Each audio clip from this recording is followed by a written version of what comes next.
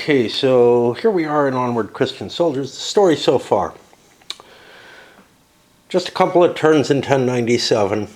The Crusaders basically have swept down. They haven't taken Antioch yet. They're pushing here near Aleppo. They haven't taken anything, honestly. The Mosuls fighting the Armenians, or at least trying to take stuff from the Armenians. Not really fighting them, but sieging them. A few things have gotten in my way in the game. First of all, well, all of them relate to the rulebook. The rulebook is a struggle for me. It's not always a struggle in all games. This is one where it feels like things are kind of jumbled into places they don't really belong. That's particularly problematic using GMT's style of rules, which is big paragraphs without a lot of number references and stuff. So it doesn't really help, even if you have references. There's no index in this one. Just a number of things. And there's stuff like, one of the big things in the setup, the event cards aren't specified in the setup. In the event card rule, it says everybody gets one, but it's not exactly clear how they can each have one and what I'm supposed to do about that. Like, there are hold event cards and play immediately event cards. If you have one that's a play immediately, should you get a hold, whatever. What I decided was, fuck it, I wasn't going to give them out. I think that kind of hurt the Crusaders a little bit. Perhaps hurting them just as much. They started out with some resources for the first turn of the game. Most of their Crusaders didn't use their resources for anything. Those could have been used to try to grab Armenians, which would have helped a little bit. It's not going to help a hell of a lot. There aren't a lot of Armenians you can scoop up. Oh, these are Mosuls here. How odd. And then the rules having to do with combining leaders, forces, and with attrition and the different variants of attrition that are covered in the game.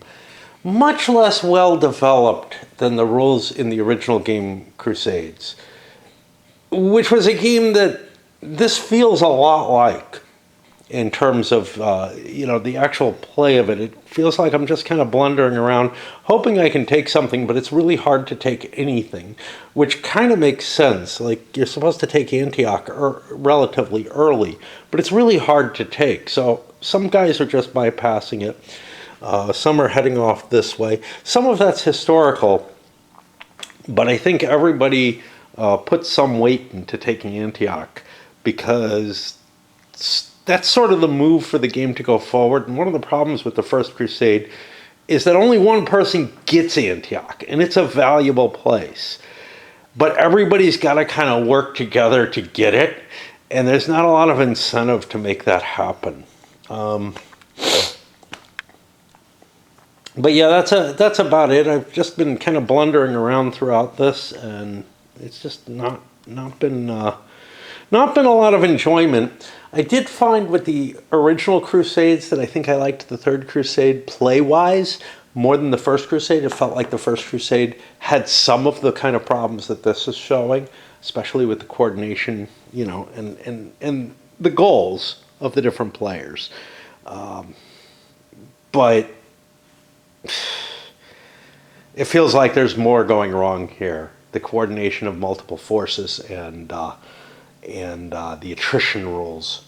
The attrition rules in the original had their own problems, though, so I don't know. Anyway, we're going to pause there and charge up a little bit more. I'm going to see if I can get things working on my computer that are... what set me into the, hey, I broke my computer initially. Well, it didn't, I think. It seems like it was just the monitor. But yeah. Okay, it's awfully foggy out. I'm pretty committed to trying to take that 2-hour walk each way. I could take a bus and make it just 25 minutes or whatever down to the bottom of my hill. But that's less appealing to me somehow. All right, the Turkish get their reinforcements starting this turn. I roll a die. If it matches the range listed. Is there a range? I don't see the range listed.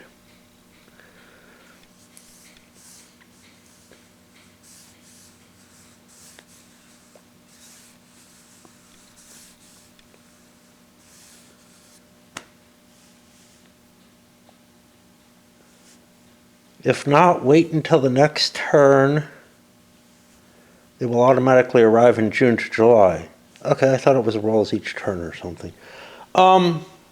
Okay, there's some range listed somewhere. Where?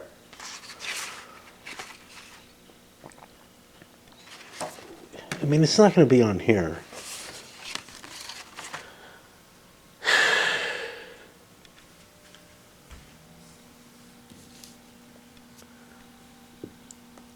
Kerboga 1 to 2, Kerboga 1 to 4. There we go. Okay. Okay. It is on the thing. I didn't think it would be because that's, the game turned track for 3 different scenarios over 7 years, We do not get him this turn. It pushes forward. All right.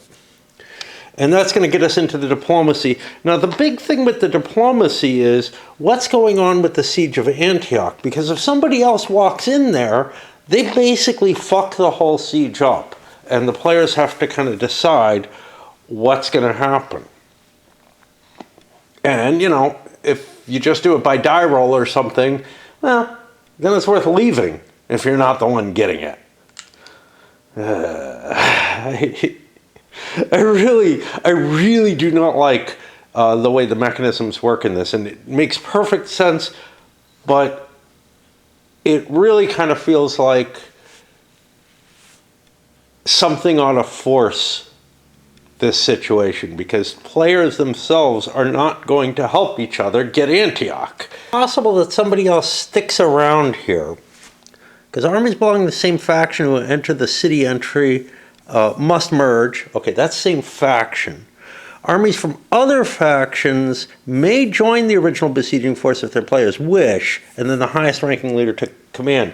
That's what happened. Adnar started the siege, somebody else moved in, and now if someone else moves in, if they don't join the siege, then they can do stuff that helps the siege, including assaults or something.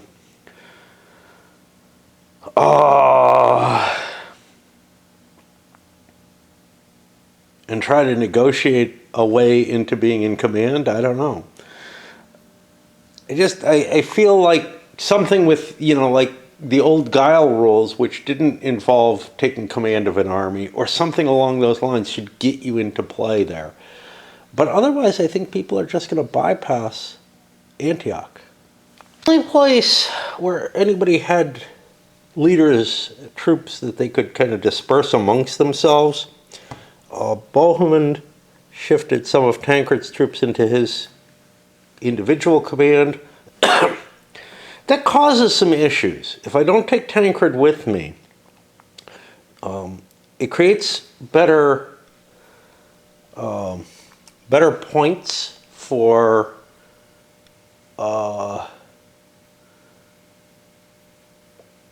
attrition, but I'm a little worried because I'm facing Dukak down here, who has a fairly large force. Bohemond is as big, and Crusaders might be better, but Tancred moving on his own would kind of suck. So I don't know.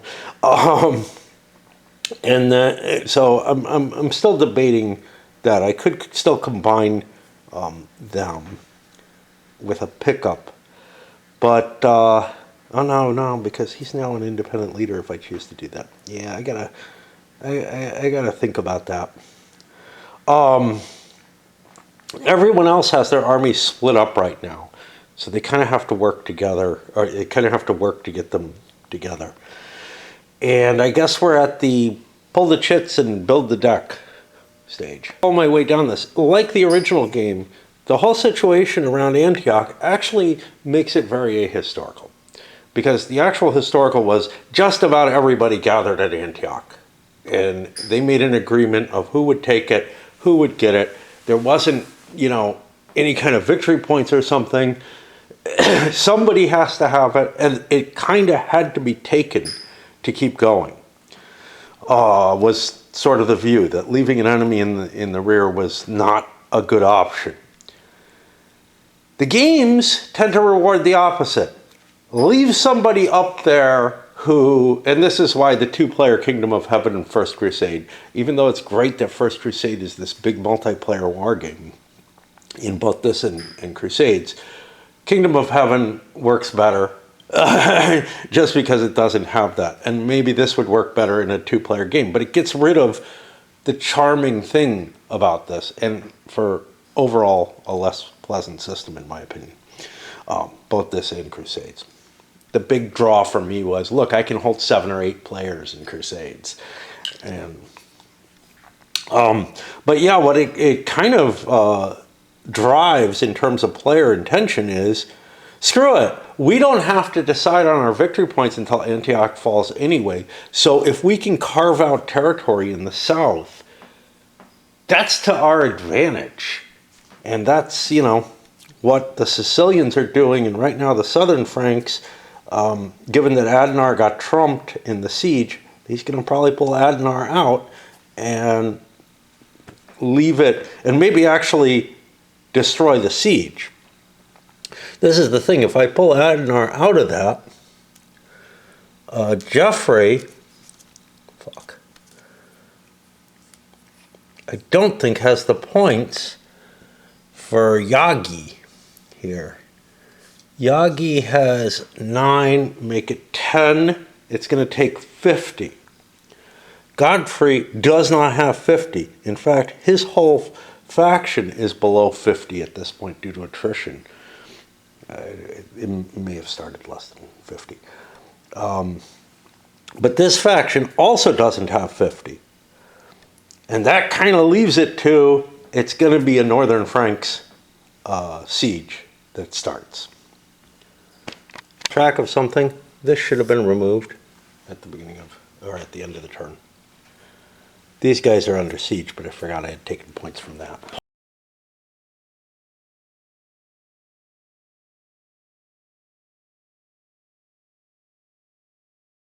Point totals, and I'm almost out of battery, so we're going to pause as soon as I get.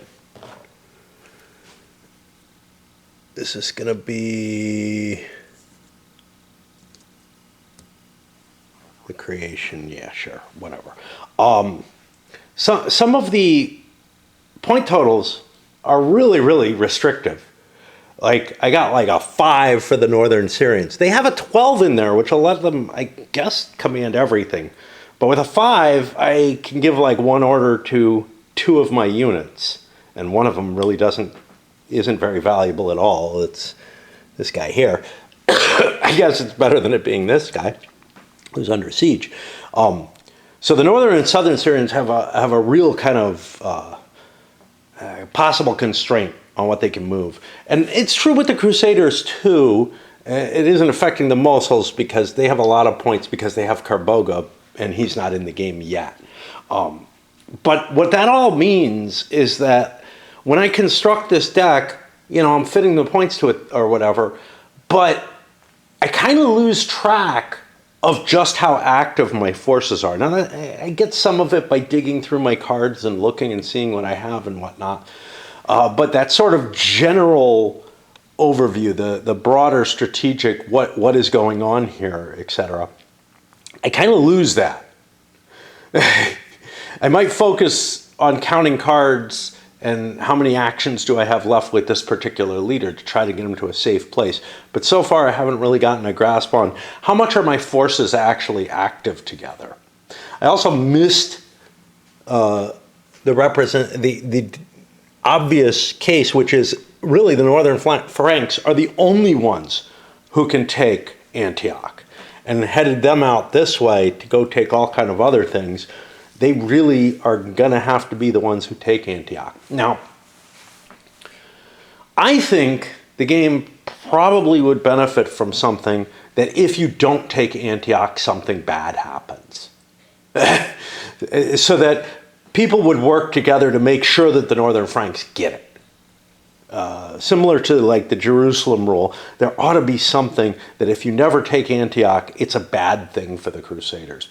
Because it was sort of their key focus for the early part of the crusade. All right, pausing for a bit, I'll shuffle those. To get back, this is a relatively small deck. It's not bad for shuffling. They're flexible cards. It works okay. But it is a relatively small deck that has to be shuffled really well regularly. By really well, what I mean is, like when you're initially constructing, say, a Magic deck or something, you got all of one type of card, all of another type of card, you really have to shuffle these guys. All the equipment I needed for the plumbing job that I still need, I looked online at, I made the decision, oh look, the hardware store I went to before is like only an hour and 15 minutes away or so. Why don't I check that one? And I checked it and it didn't have what I wanted in stock.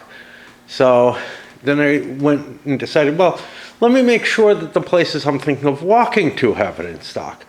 And I connect them and it's a little questionable. I go to the Home Depot one first. There's also a Lowe's. They were near each other. It seems like they have them in stock, but when I do this check, I see, oh, they'll deliver them for free to me tomorrow. So I just ordered everything online instead of going.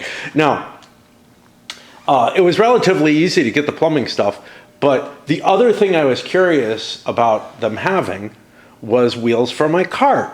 And so I decided to check that as well.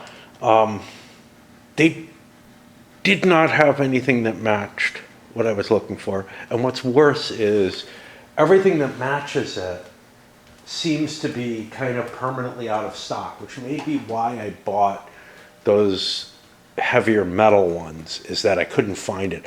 I spent about an hour looking for wheels. And this is actually a real problem because I'm thinking about trying to put some like 7-inch scooter wheels on it or something. They're a little smaller. They might fit, and they're cheap as hell. But I've got like, it originally had 9.5-inch wheels. It has 10-inch wheels on it now. It's really a matter, the biggest issue is how, the diameter and how thick the base is, because I can't get those metal wheels that I got onto it. I may try to force them onto one of them. I don't know. I think they're way too thick though. So anyway, I'm back up here and I guess I can play or eat or something. Funny because coming up here to talk about my plumbing issues convinced me to play.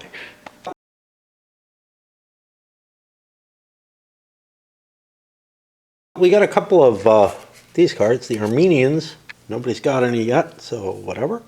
The Crusader fleet, well, that made me make a check. I should have made it beforehand, but it actually really doesn't matter. So it ended up being the Germans getting control. They don't see any reason to move it.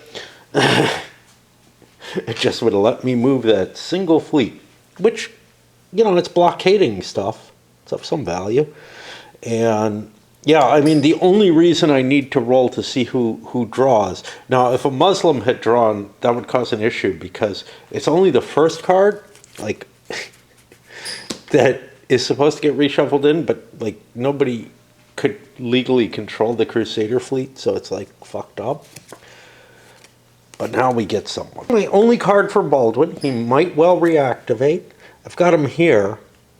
I can move. There's no modifications right now, so he has a +1, 2, 3, 4, 5, 6. He could get to there and start to set up a siege of Latakia or something, which doesn't seem like a bad idea. I don't know if it's worth shit. Doesn't have any victory points on it for this turn. So it's kind of like, why bother? But on our way, we could actually instead stop here and grab this, which is also not worth anything. I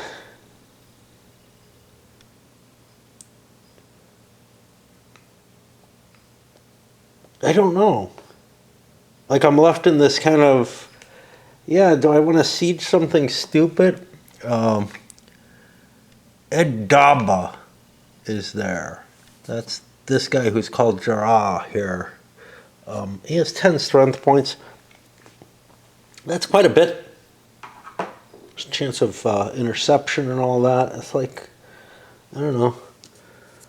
Whereas Hama is actually worth 3 victory points. So that might serve some purpose. I really, like, I'm left with this, well, can't take Antioch, fuck it, let's move on. This doesn't really do anything for me. 1, 2, 3, 4, 5. 8 would put me here. Does this guy want to intercept? Sure. He's not likely to.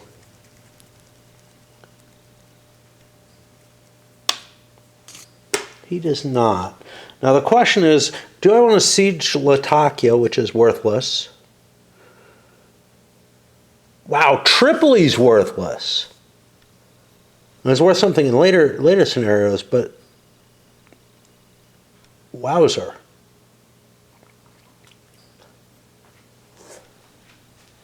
Yeah, this is really weird.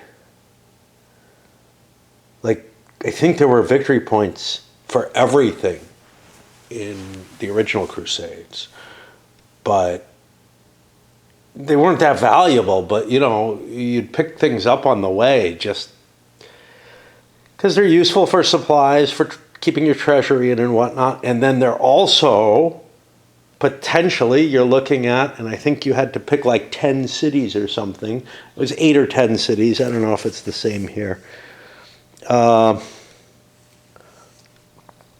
When do the Christians pick their cities?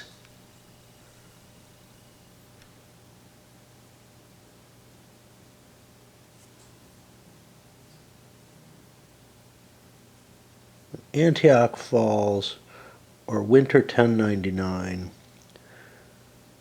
They only choose 5 here. I'm pretty sure it was more than 5. And like, I think one was either the Muslims or the Christians had 8 or 10, and the other had the other. And here there's a lot less victory point cities. Those little 1-point cities were, kind of like, I'm holding it. I might as well. Nobody's gonna pick this and take it from me. Yeah, there's a deer out there, I think. Not in my yard. You get so confused. Yeah. Somewhere down there, near that fence. I get, I'm trying to use what I remember out of the few plays I had out of that other Crusades game, but like, it feels pointless to take this thing. Will it serve me any purpose? Sure, it serves me with the SDR, and that can help get me some cash.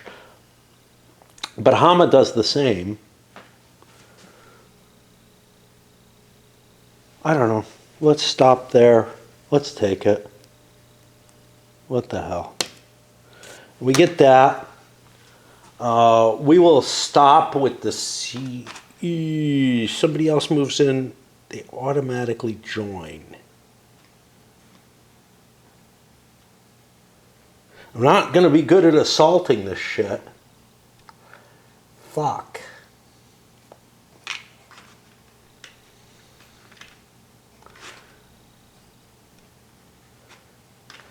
I think I have to ravage the space. Get the Ravager there. Because the thing is, Godfrey's going to come through. And he has to join the siege if the siege is there. But the problem is, he will suffer the ravaged space penalty. It's not that big. I don't know. I think I break. My camera's like out of battery.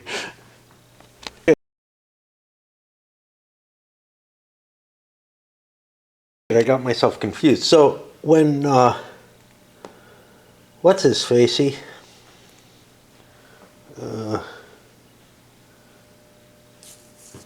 Baldwin went. What I didn't realize was Godfrey was in charge of that siege. Now again, I have 30, 35, 39, 40, 41. I don't have the strength to conduct the siege on my own. But if I went up here instead, with Adamar there, I do have enough. Wait, what the fuck? I only need 35. This was a 7. I'm going to change what happened because I didn't realize where I was. And Godfrey actually can handle the siege, I think, on his own. I thought I needed like 50 for this. So instead of going down there, wherever I came from, I'm joining this siege. Now, I'm not allowed to do anything because I'm part of it now, but now Godfrey comes up and I can conduct the siege activities with him. Now, I can do an assault. And since I'm already getting assault points in place, I think that's a good idea. I'm confused. I don't remember what I need 5 times as many of. Do I need 5 times as many of the SDR? Or do I need 5 times as many as the strength points that were there? Adnar would not have given me enough that I could do this. 30, 40, 47. This guy has 9 right now at 45. I don't know if that was right or not, but either way, I'm okay now, and fuck it, if I screwed something up, whatever. 5 times the defender's strength gives you the big bonus on the assault table. What was the requirement for siege? 5 times the SDR, yeah. So I need the 35, and I had that, and now I have 5 times the assault value. So that will give me +3. Oh, wait. No, not allowed. +2. Second and third Crusade are the only ones that allow for those powerful assaults.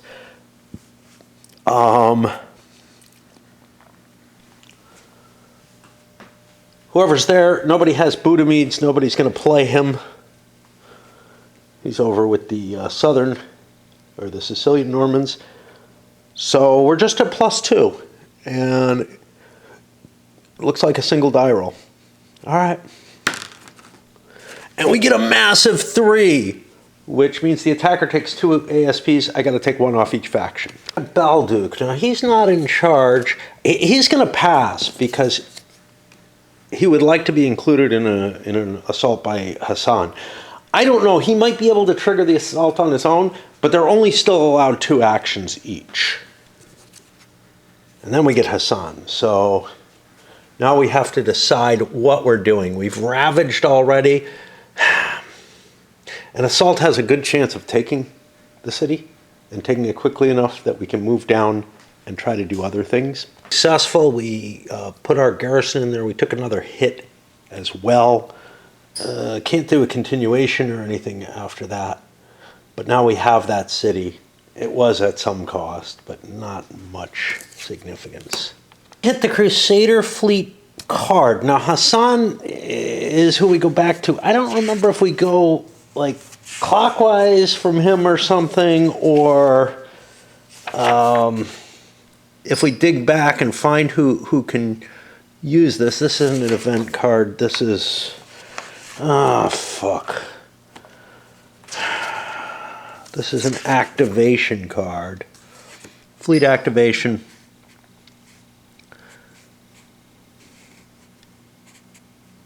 Drawn by Muslim. Okay, so we go back to the last Crusader who went, and that would be the Germans. and they're fine with it where it is. I mean, that one fleet is not worth anything, is the whole problem. So then we keep drawing, and we'll get Robert.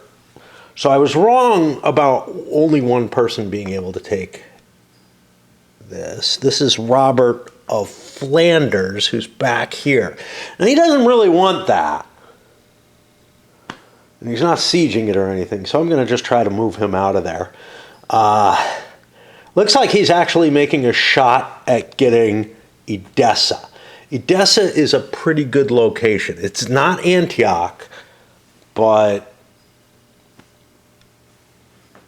I can't take over the siege of Antioch. Dug in and expecting, and have expected to get my answers from the rule books. Slagonics recommended to me, read the quick start guide. Now this is really weird because, there's two separate rule books, right? But one quick start guide. And you wouldn't expect the quick start guide to have the answers to the stuff that's specific to the First Crusade or something in it. But he's telling me if you have any questions, it might well be better covered in there, which is kind of the opposite of what I'm used to. I'm used to the full, complete, and understandable rules being in this. And if there's some kind of let's play, I fucking hated those from Tim Jim.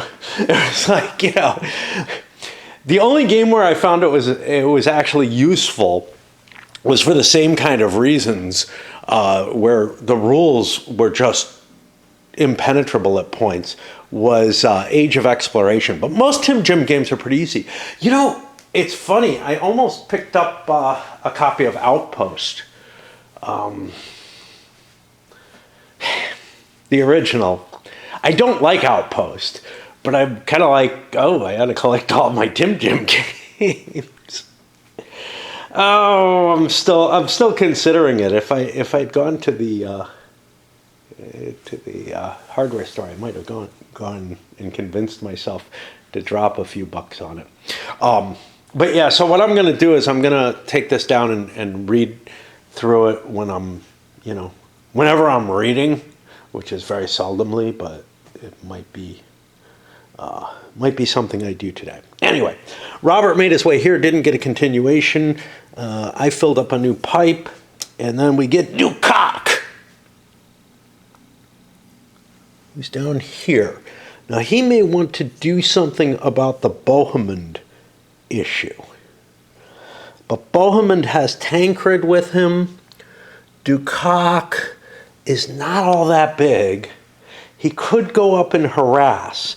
And now I have to do the thoughts of, okay, what do I have? I only have one card. Is it worth fucking around with him? I don't really think it's worth getting out of my way to do it. But what I can do, he's my master dude. I can generate some reinforcements because he's in a city. This game seems kind of painful because of the rules and whatnot. There's something kind of easy about just flipping the cards and, trying to figure out faking whatever I can of the rules, so that I don't really mind playing. And although I bitch a lot and that eats up battery time, and that's what's going to stop me right now. I don't feel the same compulsion of going downstairs that I did maybe, stopping playing for a bit that I did maybe in the first turn. I'm kind of getting used to it. I'm just saying, okay, whatever, let's see what happens. It is not as good a game as Kingdom of Heaven. I think it's actually a worse game than the original Crusades, to be honest. It's certainly just, I don't know. The rules are less clear. And it seems to be trying the same thing, and actually the motivations are worse in this one. Up because, there were other reasons for me to go to the store than just, some of it was getting out for a walk. That sounds nice. I could still do that. I just noticed one of them that I didn't write down, but it was one of the background things. I go out in that kind of area, I can probably find lighter fluid. And I've got a reasonable amount. But it's just so much easier not to go out, you know? And I mean, it doesn't matter. I consider this kind of a pretty day in its own way, although I don't think I would enjoy it as much off my hill. So I may just go for a short walk on my hill. I still have a reasonable amount of day left. But I did come up here to play a little bit, so let's get some more cards going. And we get another Robert. I really wish these were easier to distinguish. This is Normandy, and where is he? He's over here. I want Aleppo. It's not worth as much as Edessa, but the Mosuls are a serious threat. If I go for Aleppo, I'm kind of forced up there, though. That's the problem. I fucked up here, didn't I? I assaulted or whatever, and you can't actually kill things by assaulting. Like, you can't actually take... I don't remember. I'm trying to remember what the fuck it is. There's something weird there. I mean, I'm going to leave it alone, but now I'm worried. Like, I was looking at, I only have to kill one strength point. That's easy, you know.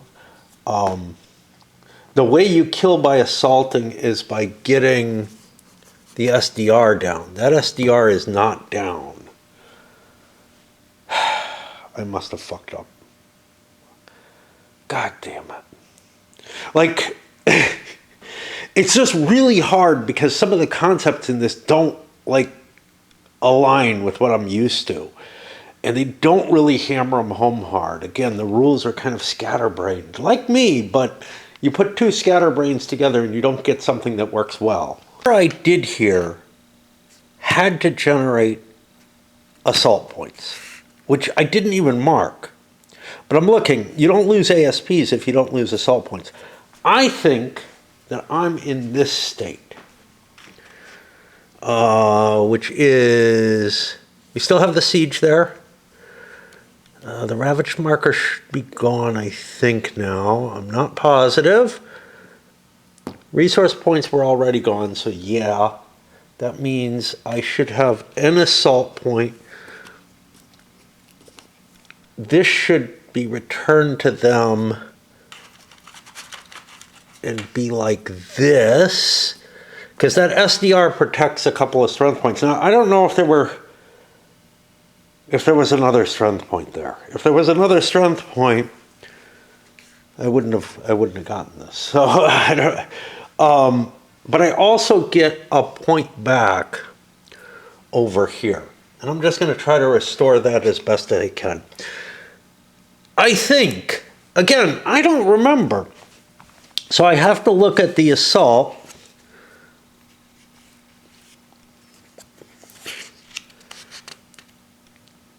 Oh, I didn't know this. Assault ASPs are halved in partial siege.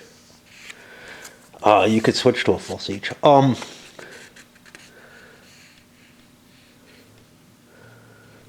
no. That's the strength points that you apply to the assault. So here, assaults.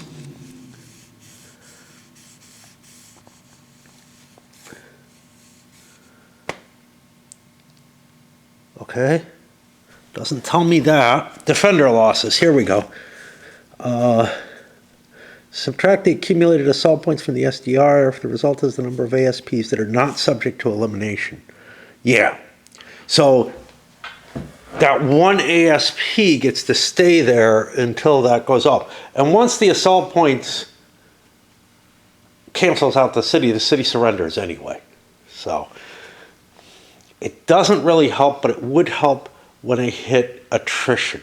The city might surrender due to attrition. So anyway, I'm back to trying to decide what I'm doing with Robert of Normandy, who's here. You know, I'm kind of looking at, look, I haven't really expended anything. Yes, I have some territories here, but do I really want Aleppo, or do I just smash my way down and go for, you know, Damascus and Jerusalem? Because I can't hold Aleppo unless I stand against them. I don't know. Not a lot of movement, and it's nasty, or a lot of cards or anything. It's nasty getting through this. So if I went through that, I'd have 2, 3, 4, 5. 9. That would give me a chance of attrition. Then I could cut down again. Yeah, let's go for it. I was going to throw the siege in play, but I just don't think that being up there is a valid choice. It means the muscles... See, the Crusaders as a whole can use the muscles and just flee down. And the only person who really has to worry about them is whoever ends up in Antioch. And that's okay. It makes Antioch, the less valuable thing. Of course, there's no reason to help besiege Antioch particularly. So let's go for it. So what I said, there were 2 here. There's no weather effect. 3, 4, 5, 9. We roll. Oh, shit. Okay. We take a loss, and I have to pay attention.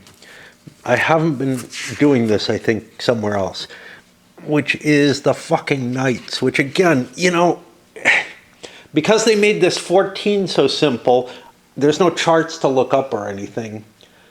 But then I have to wade through the rules to see about those fucking knight points.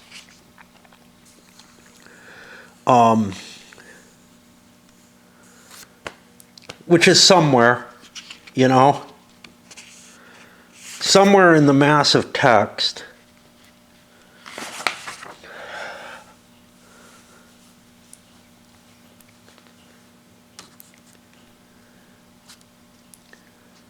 Okay, I had a knight, so I actually get another one. That hits me for 2.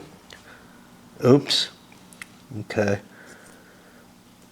Wait, that's Normans. Is that who I'm with? Yeah. Oh, there's no knight points here. Okay, I just lose the 1. So hard to remember who's where and what's what. And now I get a continuation. And I get that, and I get to keep going. So I am at 2 base for my size. 3, 4, 5, 6, 7. 8. Hama is not a bad choice. I'm going to drop that under siege. Yes, it puts me at a point. It means I'm in trouble. But I don't know which blues I've done already. I think I've done Flanders already. So Stephen is all I have to play with, and he'll see where he can get to. But yeah, I'm giving up on this northern... where I grabbed some towns and whatnot. And we'll see where things end. At least my Flanders guy is where he belongs. The next card, and I knew who was going to go, but then I realized, wait, that's not what I want to do. Sokhman moved up here and joined Dukak up in Tripoli. Now, Dukak has the Emir of Tripoli with him as well, who's moved once. And if he has a card, I don't think he does. No, his 2 cards are here. What I was going to do is I was going to send Sokhman back this way to head back towards Jerusalem. He could just fly all the way back there if he dropped off his troops. I dropped off my troops. I didn't get a continuation. I put the troops back under him because that reflects the situation just as well, without extra counters kicking around and everything. And then I will hit Bohemond, who, what the fuck is he up to? Well, Bohemond got Tancred with him. Has Tancred moved?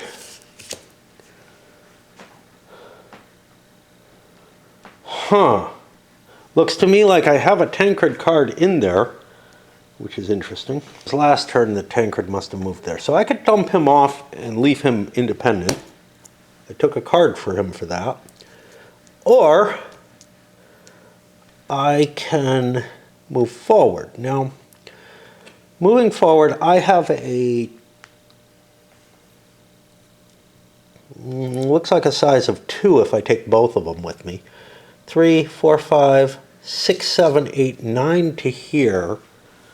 That's not bad. That can get me into place for Homs, which also isn't bad. And puts me on the path to Damascus, which of course is where the northern Franks are heading, or whatever they are. Yeah, northern Franks are heading. Yeah. But I get a +1 because I'm carrying knights with me. So I would be at +3, 4, 5, 6, 7, 8, 9, 10. Not good. So I'm going to leave Tancred behind. He does have a card in there. And that means I have 1, 2 with the knights, 3, 4, 5, 6, 7, 8, 9 to here. And I'll stop there and take it. 9, though, means that there's a chance that I lose things. And then I have to look for the knight loss if that happens. But there isn't any. So I converted this, and now I might be able to continue going and getting to Homs. Or head for Damascus. Damascus has an SDR of 5. It's hard to take, but there aren't any opponents out there. So Bohemond comes down through here without losses. Only a little bit of luck there. Gets here. He might take losses sieging Damascus, but I'm going to go for the big points there and putting me closer to Jerusalem. I'm putting the screws in on the southern Syrians. They're going to have to do something about their own land and not worry so much about flinging themselves forward for the northern. Strangely enough, the attrition in this game is much less than in the original Crusades game. So I'm able to just go marching down through without capturing stuff between. Yeah, I mean, I'm capturing these little towns. Those were not trivial to take. They were close to. They'd be 1-point siege towns or whatever. We had like 1 through 4-point siege towns for them. So they were treated more like cities in this, and you might not get them. But if you did, you got their treasury in them, and you could dump some of your money off and create a 10-point treasury, which could sit in a city, and then they're able to tax and therefore ameliorate your attrition costs, and it became very important to take territory. In this one, it's not important to take territory, or at least not very important. These towns are very easy to take, and these things, which would be a little harder, but were worth victory points and stuff, and I mean, even the towns were worth victory points. I don't know, it just feels like I can just fly through the Near East with impunity, essentially. Anyway, so, you know, I start skimming through the how to play quick rules, figuring, hey, maybe it'll answer some of my questions. And I'm watching a video while I'm skimming it or listening to a video, so I'm not paying a hell of a lot of attention. But I get to some interesting things here. In particular, I was looking at the event cards, and there's nothing that talks about handing anyone any event cards at the beginning of the game in this. That was one of my questions. Then I get another thing. Using the cards, the activation deck. And here they talk about something crazy. Once you've bought your cards, you put them together face down, blah, blah, shuffle. If your leader showing on the card is currently captured or killed, fine, fine, fine.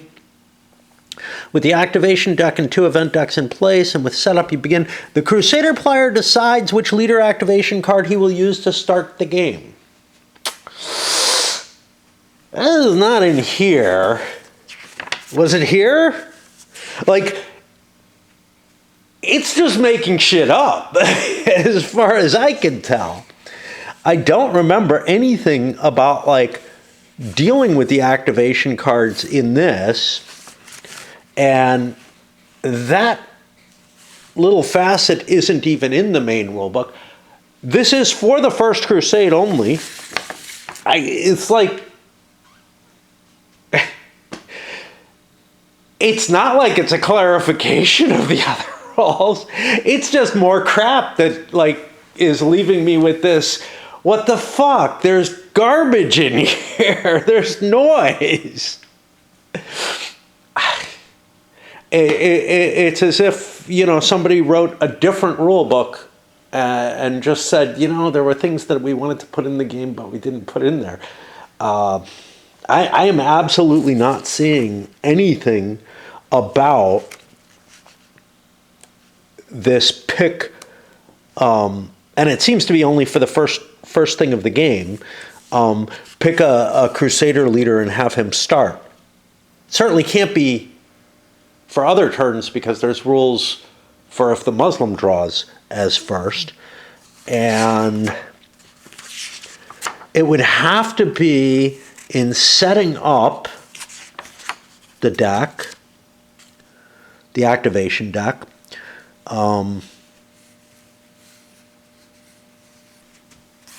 There would have to be a note of that because you wouldn't put that card in the deck, you wouldn't shuffle it in. And then there's also over here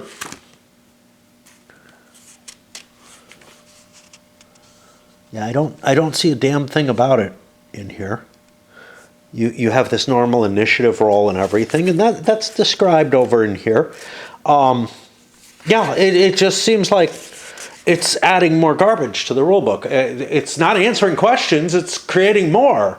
It's creating, is this quick start supposed to supplement, not supplement, supersede the original rules? My feeling is I shouldn't even fucking read this because it's adding more confusion and garbage to the whole thing. This was bad enough. It hit something that highlighted something I wasn't aware of in the rules, which is, and I came up here to check because I'm like, it's another one of these things that I don't know, which had to do with movement attrition. It came to stopping, actually. Somewhere here it talks about you can stop at a space, at a city entrance space, in order to utilize its resources for movement attrition. I thought, and I don't know why, maybe it says it somewhere else, but I thought that you drew a limited supply line to do this, seeming to make sense to me. But actually, when I look here, I notice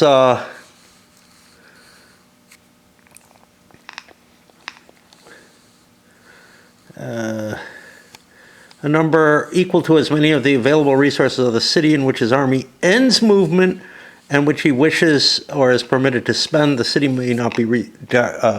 So actually capturing cities isn't going to be all that helpful. I can't carry the treasury around with me like I could in Crusades to reduce my attrition. Which means I have to, like, what? I can ferry stuff back and forth and reduce my attrition, and extend my movement by a couple of spaces. But the truth of the matter is, I can kind of avoid attrition just by not moving very far.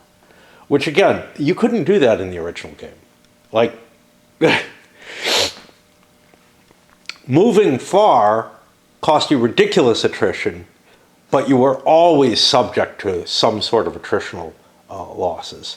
They wouldn't necessarily happen, but you were always subjected to the possibility of attrition unless you had a tiny force going very slowly. Here, though, the size of the force doesn't matter a hell of a lot. And, it's like every 10 strength points, not fraction, gives you +1 attrition point. And because of that 14 magic number, as long as no segment of my turn puts me over 8, the die roll is going to make it safe. So, even a large force can go over quite a bit of distance without suffering attrition. And a small force isn't all that protected from it. And the losses, again, because of that magic 14 number, aren't proportional to the size of the force. So a small force trying to really force march is just going to disappear whereas a large force could force march that kind of distance and would only take a very small percentage of its losses comparatively. Not a situation that I like, but I did think that you could trace to get your resources. I'm going to look under supply lines because I get the feeling it said that somewhere. So at the very least, whenever players need to pay for anything, they draw resources directly from the resources of cities they control. At the instant of payment, they must trace a limited line of communication. Now, if I look at limited line of communication, it doesn't really talk about what I can use it for. I guess the other thing is kind of trumping it, and I may be able to use it for sieges. I don't know. I know I can't use it for point attrition, but I think you can for siege attrition. Certainly the defender can. And that's, I mean, there's something sort of okay about that. Like, it prevents you from buying off all your attrition by just having cities in the area. But again, yeah. I'm really left with kind of a, wow, not becoming less and less happy as I read through this with my feelings and my kind of understanding of what the game's about. It's like it's adding more questions. Now this is one where those questions were already in existence, would have been in existence in the regular rulebook. It's just I read something later that made it, the supply lines sound like they were of importance for movement attrition, where they're not, I guess. That means it's even less important to capture cities that don't have a victory point value on them for a given turn. Yeah, well, for the game. Might as well bypass everything. It's not going to help you much. I have 2 Adamar cards in here in the deck. Here's the problem. One of the Adamar cards is negated. Both are in the deck. One of them's been negated by Godfrey doing the siege.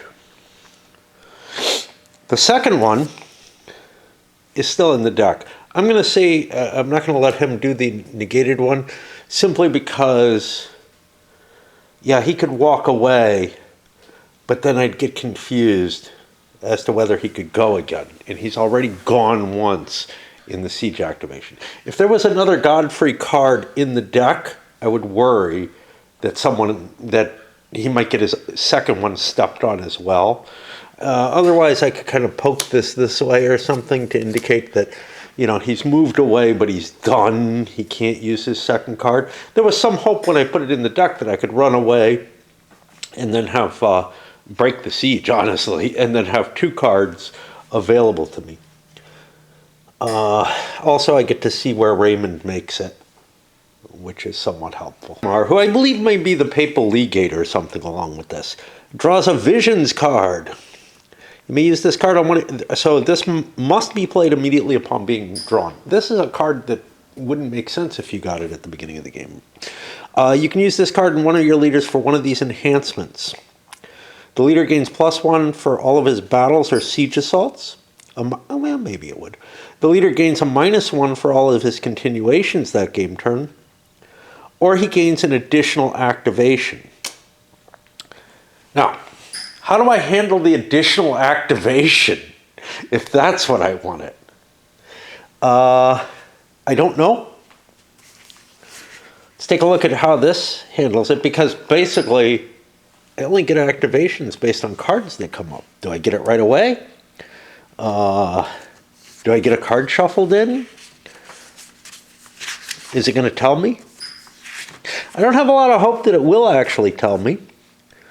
Visions is card 32 if it comes to that. No, it's probably in alphabetical order though. He places an unused leader activation card for that leader, or the first such card to become available back into the deck and shuffles. Okay, So this is kind of interesting. Do I want 2 activations, or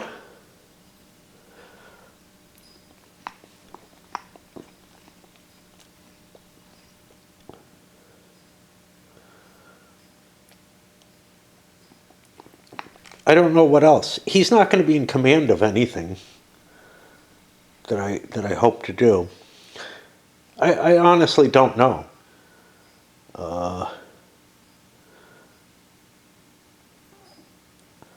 I'm heading south because there's no reason to be up here at Antioch.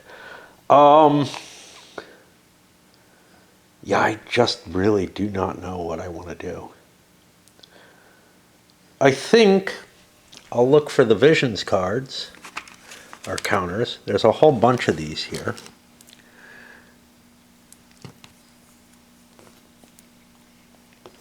And he'll get a -1 continuation.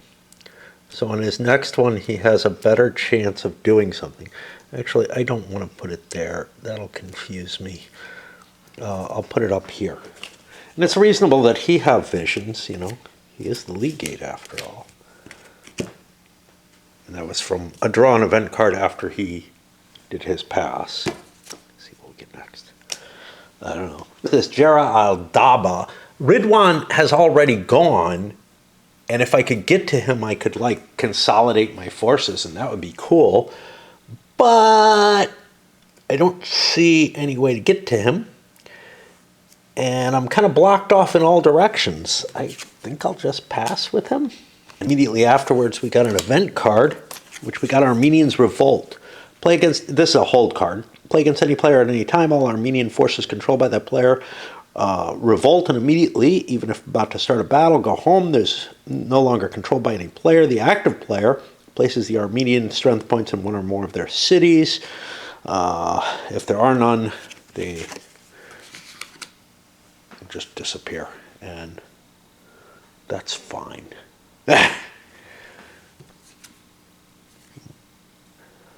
Whoa, I thought I already had my Ridwan card. I swear I saw it. Now I could send my 22. See, here's the problem. This could all surrender, and that would be bad. I could send my 22 and start harassing the enemy, but I think I'm better off just generating troops. Ridwan is my level 3 leader. He's sitting outside a city, so he can draw troops at a decent rate. And he'll get 3. Tancred started moving to try to get down here, but he just got intercepted by Dukak. Now, being intercepted means I can't withdraw from battle, so we actually have a battle happening here. Dukak over here. That's not him. Oh, interesting. That's him. They put...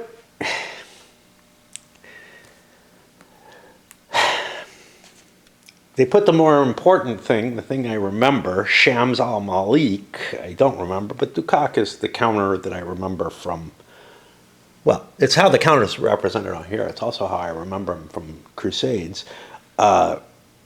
in like italics underneath.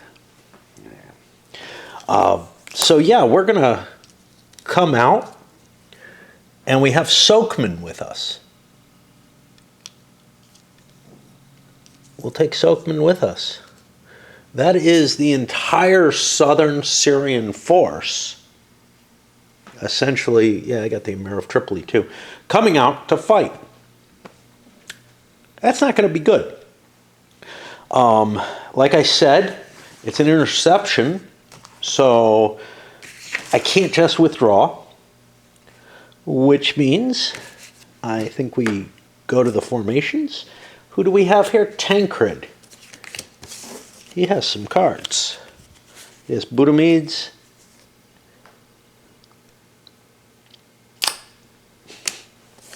And something I can't use.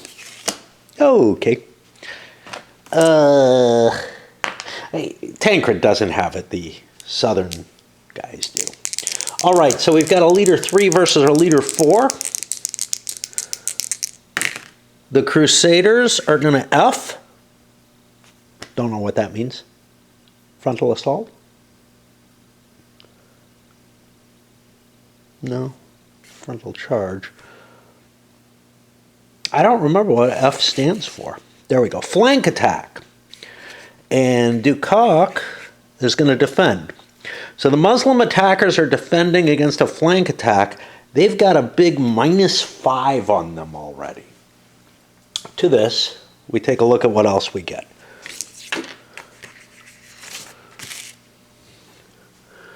We have 34 strength points to 9. 34 to 9 sounds like 3 to 1, but this is a weird game.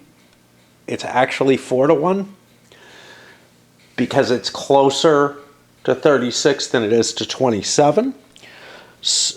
There are charts and things I can look this up on. So that's +4. So we're at -1 now between those. Armored Knights. None for Tancred.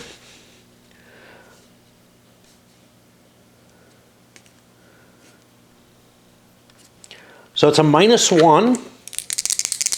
We roll 2 dice. We could have harassed, but, you know, we went for that. So the attacker is going to take 15%. The defender is going to take 5%. But we're going to take 15% of the defender's force because we had 3 to 1 or better odds. 15% of 9 as the loser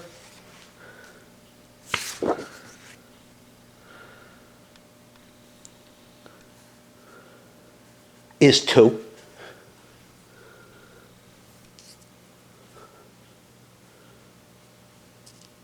Take them both off him. And 5% of the winner, 9, should be a 0. 5% of 10 for some reason is 1, but it shouldn't be. Tancred was stopped here. These are flung back, I think. I'm not sure because there's who wants to withdraw and everything. So we're going to stop for a bit and look up rules to see how the battle actually happens. But we also have leader loss checks to take care of here.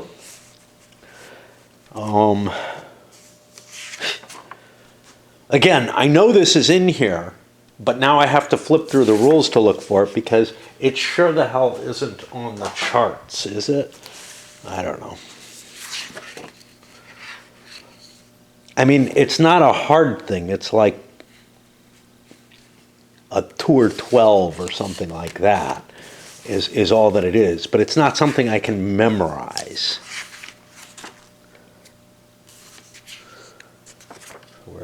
Lots of words, 2 or 12 each. So we had 3 leaders, Dukak first. And yeah, it doesn't matter if you win or lose.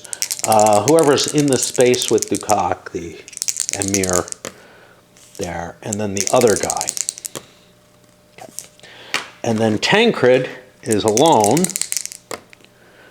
Now, if he got killed, it would cause his troops to all run away and join Bohemond. I think, well, it might generate his replacement leader. Okay. In the Crusade, I gotta swap batteries. But in the Crusades game, which is not as big a deal with this camera because I don't immediately lose my date time info. In the Crusades game, if you lost a leader, all his troops went away.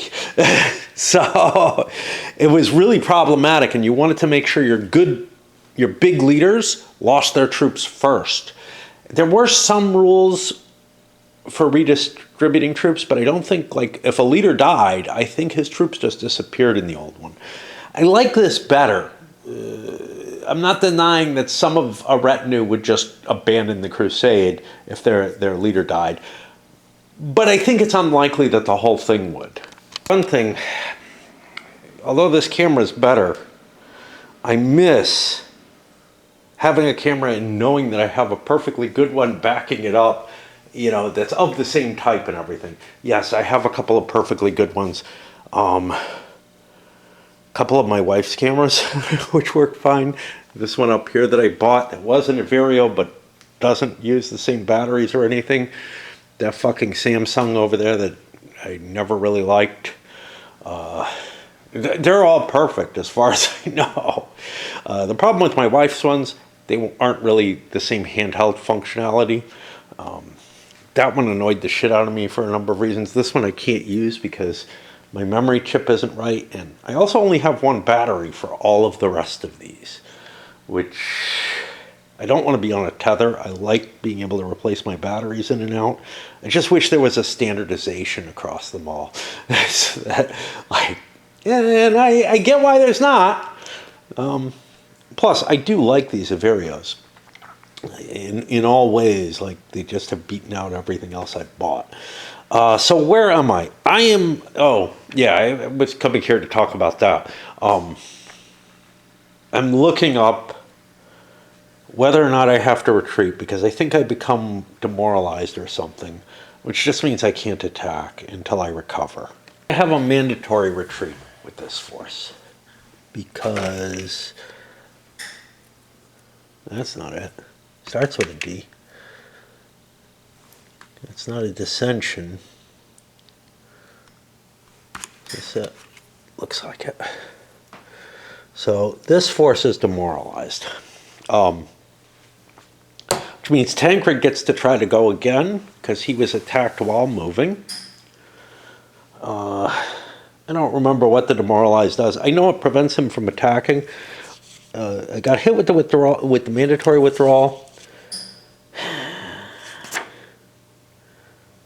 Demoralization is under the withdrawals and stuff like that, but I don't think it's where it explains it. Not seeing it there. Maybe it's here. There we go. Demoralized. Oh, they can't attack or enter a space with an enemy army. This is the only penalty. Yeah. And on my next turn, as my first action, as my action, I can undemoralize those forces. Then I have to roll a continuation to complete them. And honestly, I'm going to remember that whole stack is demoralized, but could be confusing at other times. Let's see if I get a continuation with Tancred. I do. Tripoli is worthless for some reason. I don't want to siege it. I'm smaller force, so I'll continue on. Stopped early in the town. I probably could have gone and taken Tiberias for whatever it's worth. I stopped early in the town because I couldn't get there without some risk. Again, even though I'm a small force, coming from here would be 1, 2, 3, 4, 5, 6, 7, 8, 9, which means on a 5 or a 6, I'd take a loss. Whereas a much bigger force, well, Bohemon's not much bigger. He would be able to go, you know, one less attrition point, essentially, right? Absolutely safely. It just feels like the attrition is completely wrong in this, but they got it, you know, Berg got it right in the original. This game just feels like kind of the horror stories I've heard about Berg as a designer. You know, he comes up with some ideas to try to change something. In particular, I'm thinking about, he was working with a couple guys I knew on Conquistador, on a reissue of Conquistador, and made some minuscule changes, really, that kind of broke the, like, not major changes. He didn't change everything in the game. He made a few changes, and they kind of didn't make a workable game afterwards. And then he kind of said to the developer, okay, well, you can do whatever you want with it. You know? But eventually it ended up so different that when he looked at it, he's like, oh, this isn't my game. No, you can't use my name on it anymore. Which feels like kind of what maybe was trying to happen here, was that he didn't allow the rule books that he wrote to diverge too much from how he organized them, in an attempt to write something else and maybe change some rules. Ended up just making a muddled mess where a third rule book had to be made, and it's not really a different game, but there are differences between them. I don't know. What really does screw up your movement capability is knights. And Raymond has the knights with him, so he wasn't able to move as quickly as like Adenar would be able to. I only was able to get to St. Simeon. I'm like, well, that's a safe place to be, so I took it over, and then I did not get a continuation. And Adenar is next. He's got a reduced something. He's got a reduced continuation, so he continues on a 5. He could go do a lot of stuff for me. But I'm in danger here with Aldaba, who is Jara with his 10 strength points. I'm willing to take him. I've got a fair amount more. And I could go grab this town. I could get down to Tortosa or something. I'm trying to carve out a route for Raymond to go. Adenar's visions, he is able to march all the way down to Jabala, Hazen al-Akrad. Couple of moves to get him down to Tiberias, then Jericho, and then down here to Arsuf. Just grabbing all this stuff, not worrying about sieging or anything like that, just grabbing towns, create waypoints, whatever. I mean, they're easy enough anyway, and not really worth much, but it makes Raymond's job easier if he wants to work his way down. Now, somebody took Tyre at this point. It's worthless here. It's worth quite a bit in, look, the victory points for the cities that have victory points in this are pretty important in the original Crusades game. But every city was worth something, and I think Tyre was like a 3-point city, so it's worth at least 3 victory points. You know, everything had some value to be taken if you selected it for your victory conditions. But there's such a limited number of cities that have any value that the game, I don't know. It feels like it's going to turn too much into an interfaith squabble. And yeah, just ugly shit's happening. Flanders, because he has 4 knights with him, is really bad at moving. He moved into this space from here, had to make a roll just for that one space. Yeah, it's a 3-point space for an attrition check. And then he moves into Aleppo and lays siege to that. Now that puts an interesting question for Ridwan. Which direction does he want to go? Does he want to go in either direction? He's facing either all the Germans, 33-something, or Robert right now at 20-something. Ridwan is not very big. Harassing seems like the better move. But we're kind of badly outnumbered and probably going to suffer because we'll probably be attacked. Then we have to withdraw, and we take withdrawal attrition. And is that what I forgot? Did I forget to do a withdrawal attrition for this? I think so.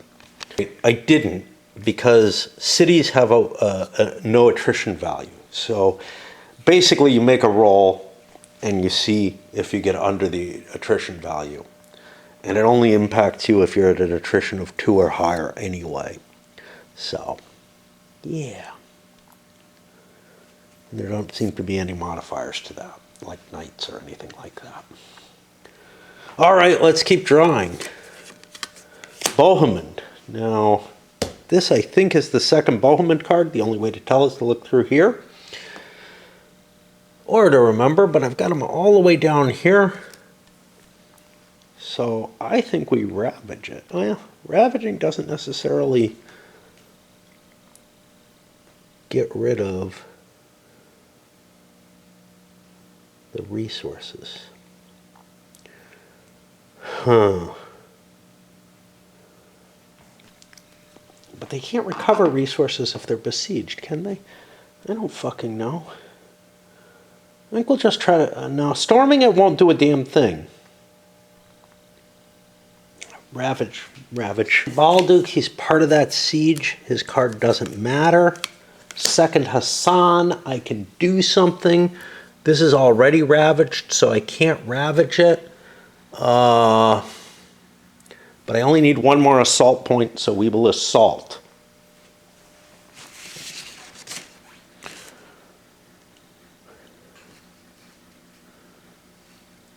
We have the 3 times strength, 5 times doesn't count, so we're at +2.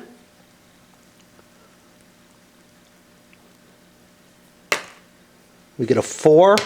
That's an assault point. We lose an ASP. Now we capture it, and we will go inside to save ourselves from attrition. In my head says that last assault point comes back immediately when you take it. This would be really useful to have some nice little procedural charts or something. Given, I mean, 2006 is a while back. I think the hobby has progressed since then towards giving people more and more player aids and helpful stuff, instead of creating another rule book that serves no fucking purpose as far as I can tell.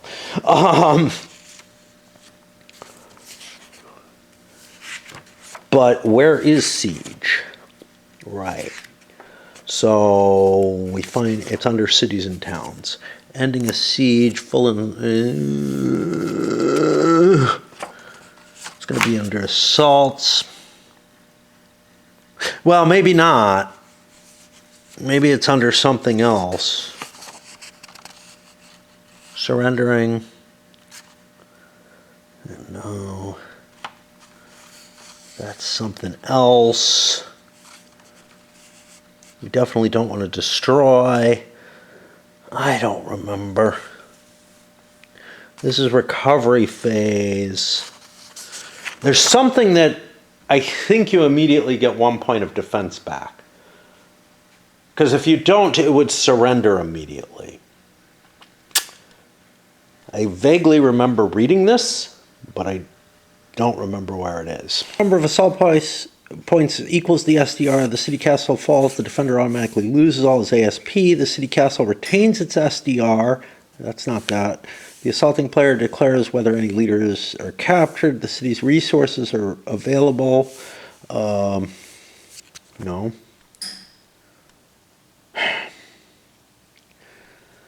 I can't find the rule. I would think it would be there, because that's how you get the assault points completely out of the way.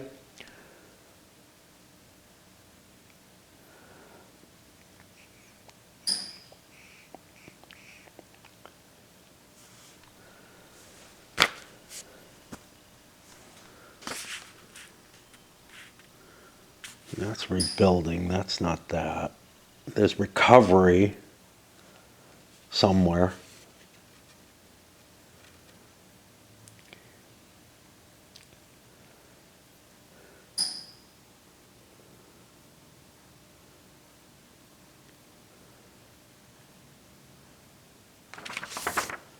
Fucking know where it is. Removing assault points. Wait.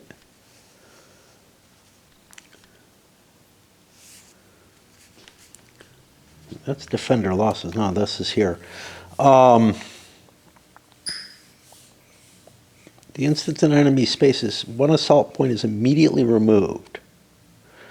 When assault points are inflicted, place them there. The marker stays as long as an enemy army containing at least as many ASPs. The instant the entry space is free of such an army, 1 assault point is immediately removed. In each subsequent recovery, beginning in the current, 3 are removed. I think this implies, but this is not what I was looking for. I thought it was something else. I think this goes down to a 1. Because otherwise the city would fall immediately if anybody besieged it. So just like reason says it can't stay at the number of assault points that it has. It's going to recover completely. Nobody's going to go there, so it really doesn't matter too much. We're on the last card. Let's do it. It's Armenians. There are none. Great. So that's going to put us to the attrition phase. I'm not in the mood to deal with that yet. Okay, let's look at the sequence of play, because when we hit the attrition, first we do siege, then point, then ravaged. Ravaged is still important. These guys are still in a ravaged space. And they have not started recovering it yet. I think they want to be there. I don't know. They might be better off out here, but this still counts as ravaged, I think.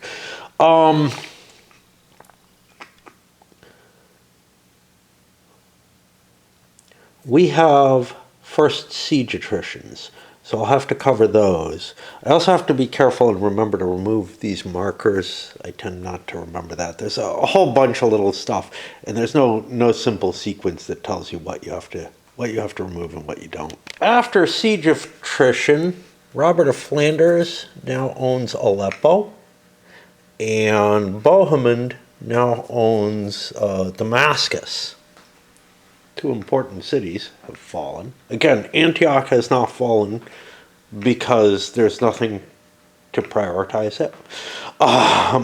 Its key value doesn't seem to really apply because you can walk not really around it, but by it. Yeah, the Crusader could actually say, okay, you have to join, you can't go through. That would have been a possibility, and stack people up here or here, although they could go around this way. But,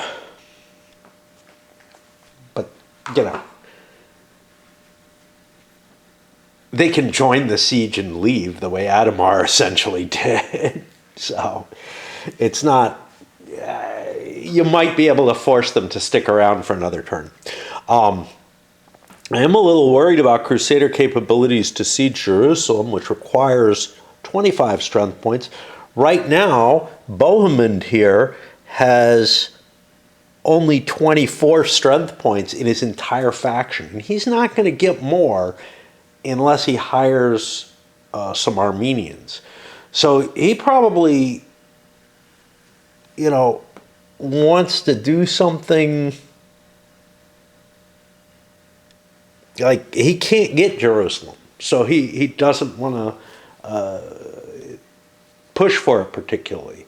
So he's going to try to hold on to what he can, take what he can from in the little territory that he can get. And of course, he's not at all interested in any of these coastal cities except maybe Acre, which is too big for him to take, because they're not worth a damn thing in this scenario.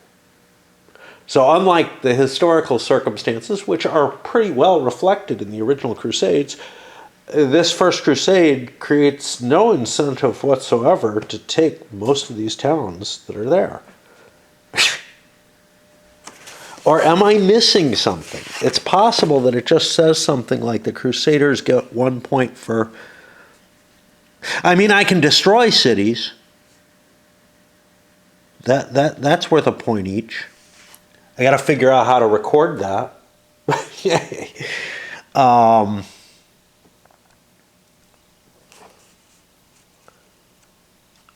But yeah, there's no victory point bonus for capturing, a vast amount of what really was taken. So, I don't know.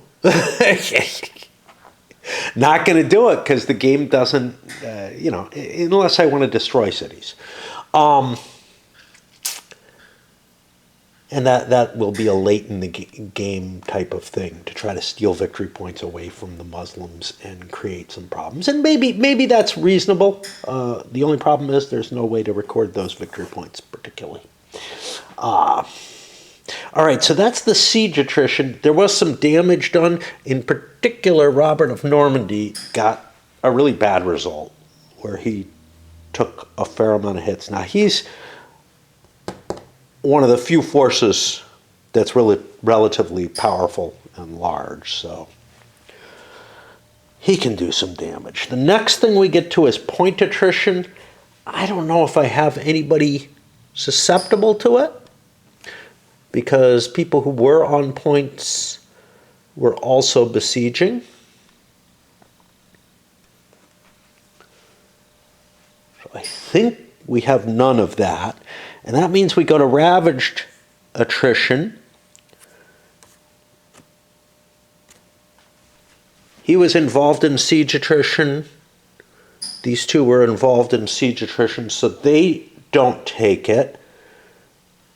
And I don't think there's anyone else who's in a ravaged space. So none of that happens because it specifies getting rid of that. That gets us to the recovery phase, and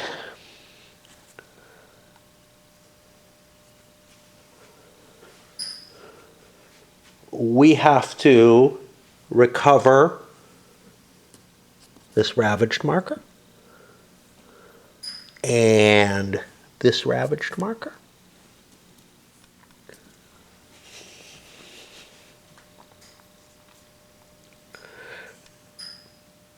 Are any cities raised up? Aleppo was not in any problem, so it gets its points back. These other cities are under siege that used points, so I don't think any of them increase their resource points. And then assault points are removed from cities no longer under siege. I think it's like 3 per. We got one here. So their walls are fixed. It is all here. All dropped off or removed. Yeah. Cool. And events that are removed, such as the visions, but also what's not listed here, the has mustard. Troops goes away. Then we push into here, and we will be seeing if Kerboiga comes in on this next one, but we're ready to pause, except I've got to fish out all the cards from there. Okay, the big Kerboiga came in here. Now, I'm looking here, and I'm not seeing, given that they've got notes all over here, I'm not seeing the Antioch fell by where you have to pick your points. And unfortunately, that's like winter 1099.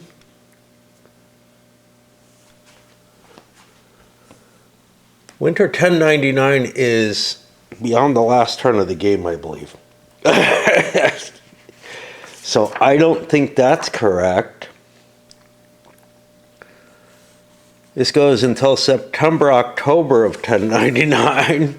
I'm guessing they mean 1098, but who knows? Maybe you keep playing if Antioch doesn't fall and pick the victory conditions, or maybe you pick them after the game. I don't know. Anyway, like I said, Kerboiga's coming in. That's the only reinforcement in this game that comes in like that. I guess I deploy the armies and pick chits, draw cards, all kind of stuff like that. 2 places where I had troops stacked together. The Germans here, on keeping things under siege, they're going to stay as they are. And Dukak here, who's releasing both of his leaders, will give some capability for pulling units out of Jerusalem and keep his whole strength together. Well, we can absorb a leader or whatever as needed. We don't have a very powerful situation. We do have to recover our demoralization still to be able to do anything. The command chit pulls, card buys. The northern and southern Franks both got a decent amount of points.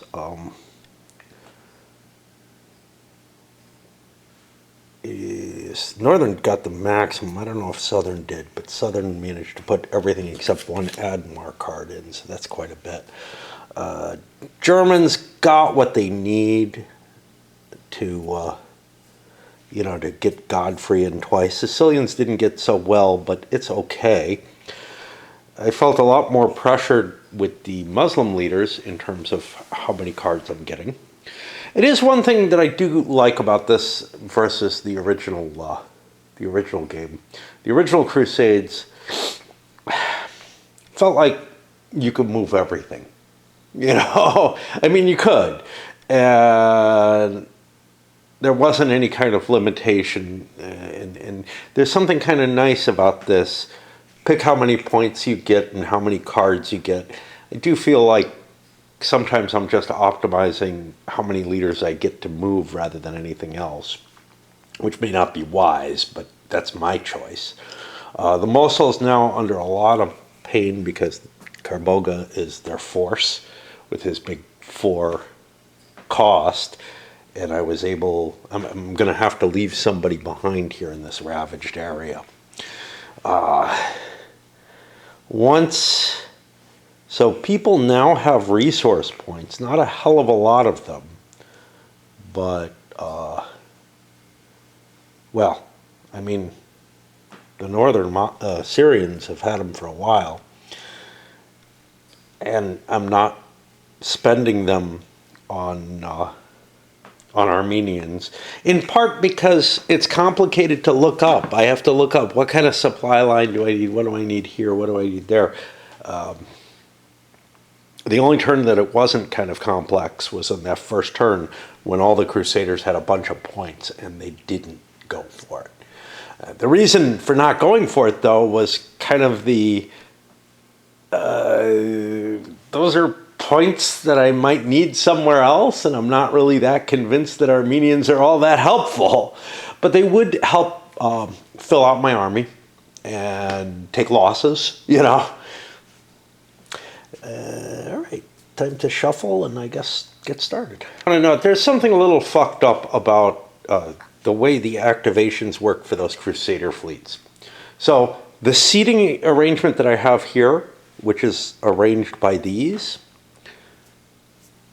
by the actual boxes, nothing tells you have to do that, right? It could be interspersed, it could be all kind of different things.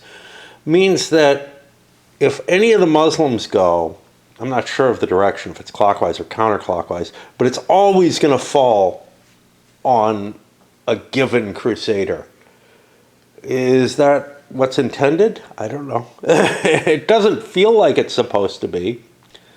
It feels like they could fix that order, but the idea of you're seated not near your little control boxes seems a little weird. So I don't know. And opens up, grabbing some towns on the way for no real reason. He could have just shot right up here, and then with a lot of stops, a lot of chances to fail, he makes it up to Siege Homs. He's got a hard time being able to get any points anymore because his force is so small. An Armenian's card has already been played. Robert is going to spend his resources. He has 3 of them. He'll spend them all on a shot. I think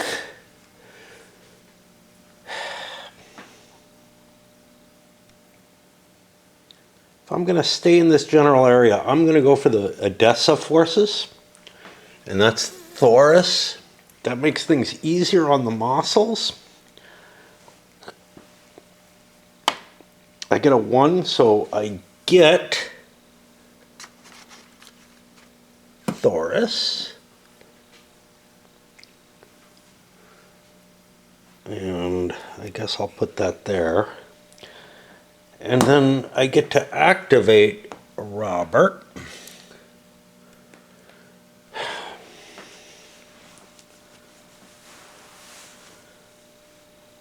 Stephen is not absorbed into me and none of his cards are in play, so I can't really use him. Leaving forces behind isn't a great idea. Do I want to fight Ridwan? I mean, I have my knights and everything. Harenk is not worth anything, although I think it's worth something to the muscles. They have kind of weird victory conditions. So, you know, fighting him to take that, that's taking pressure off this, but it also kind of protects Aleppo, which is probably my biggest number of victory points. I don't know. I have 4 of these fucking knights with me. It's really hard for me to get over anything. So that would be 6, 9 here. I'd be taking attrition checks even if I just go over that. So I guess we attack Ridwan and see what happens. Into here without attrition. Now I have a few choices.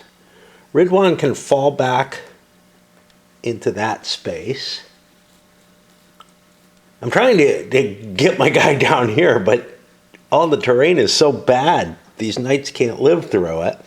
I'm gonna take additional attrition and whatnot. Could have gone up and gathered Thoris, but he doesn't. Well, he has a decent amount of troops. I don't think Ridwan wants to withdraw, because if he withdraws this way, I'd end up trapped between 2 Crusader forces. If he withdraws into here, that's safe, but then I'm further away from any kind of being able to harass the Germans. So I think we fight. And that means Ridwan's a 3, Robert's a 3.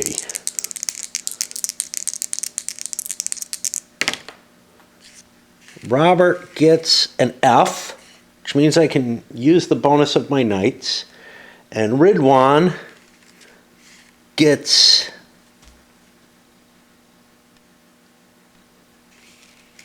an F.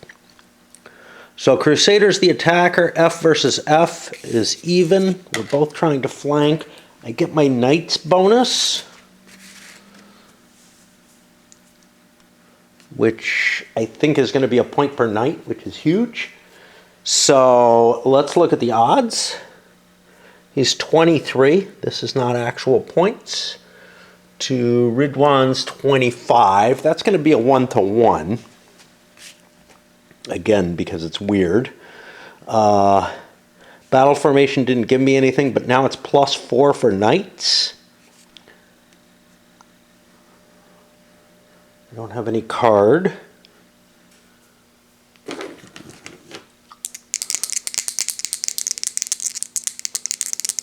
There's no terrain effect.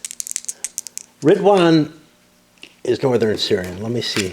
I don't think he has anything. He has a card he might want to play. So I was at +4. That gives me an 11. So it's going to be a 5% to a 15%. And we can look those up very easily on this chart, although we kind of know what they're going to be. The winning force took 5% of 23, which means we lose 1.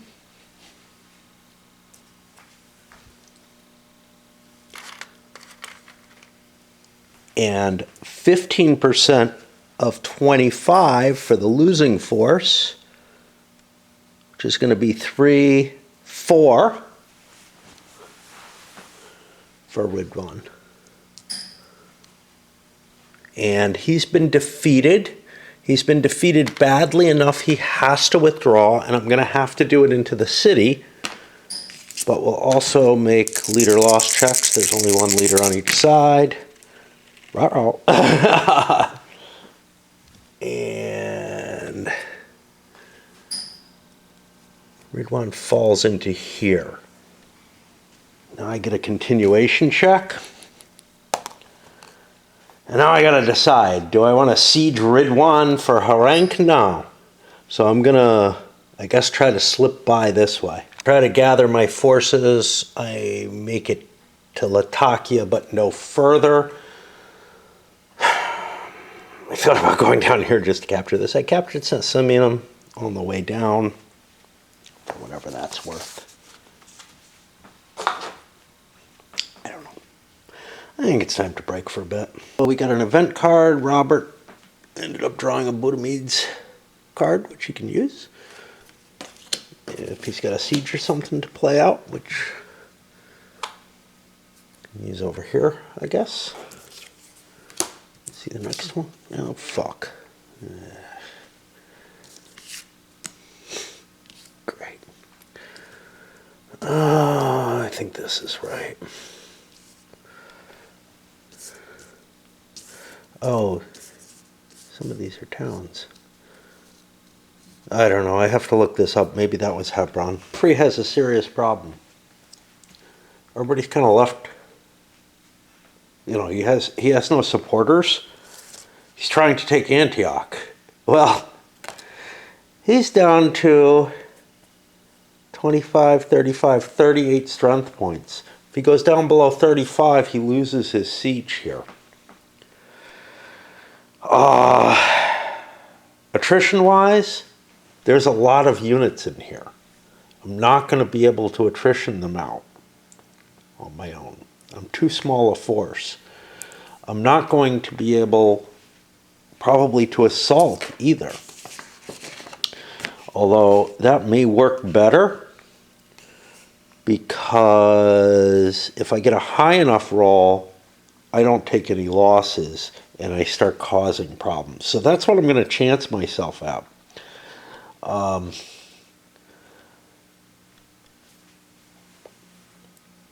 going to have to go to full siege to get my odds high enough, I think. What did I say? I said I had 38. There's 9 strength points, 8 of these and 1 garrison in the city. That gets me to 4 to 1. Otherwise, I'd be at 19. I'd be at like 2 to 1. 2 to 1's not enough to get me the +2. And I really need the bonus as much as I can. I need a 5 or higher, really.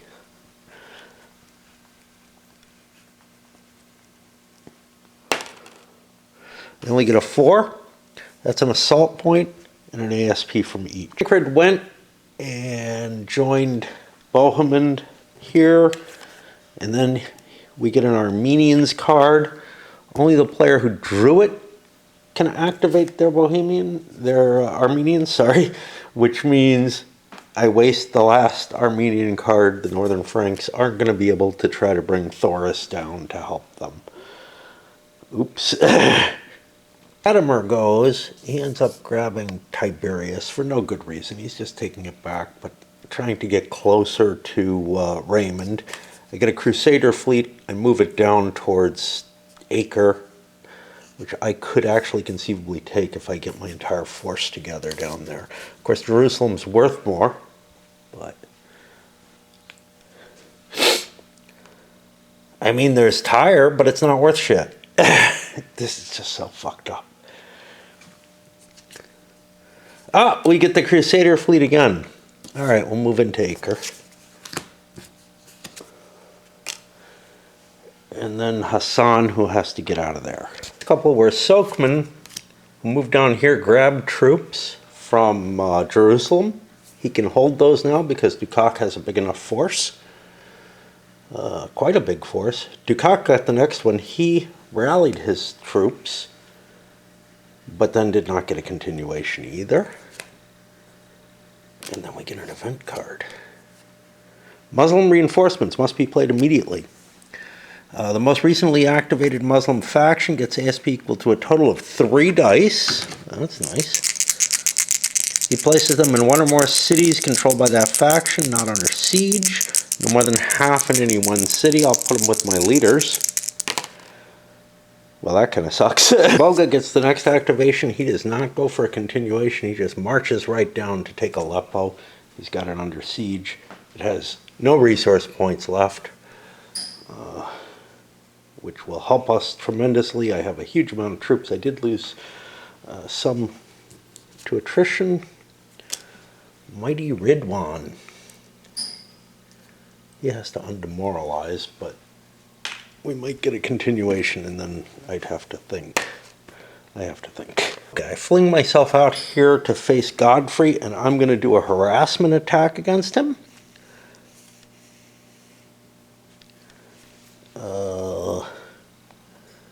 I'm a 3. Godfrey should be a 4, but I can't tell. No, Godfrey's only a 3. Hey, he's like the most perfect knight. We have commanders out there to a 5, supposedly. I don't know if we actually have any. This is only for the First Crusade. I'm pretty sure there aren't any leaders with a 5. I find it very disturbing to see Godfrey only have a 3. That means our leaders are equal, so there's no modification of the campaign ratings. We just roll a single die.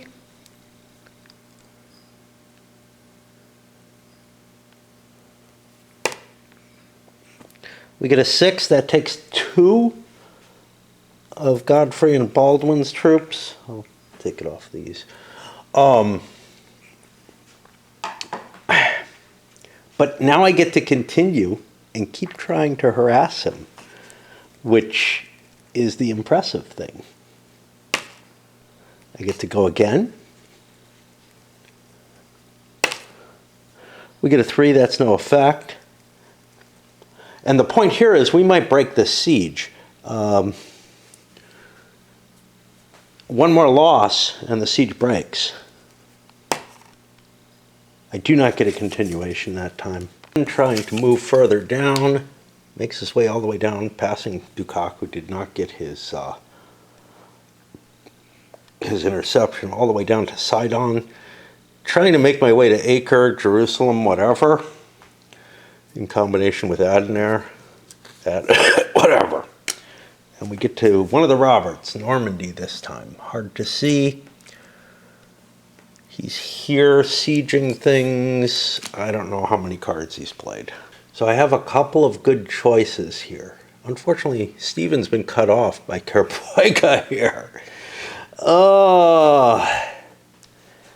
This is the smaller force.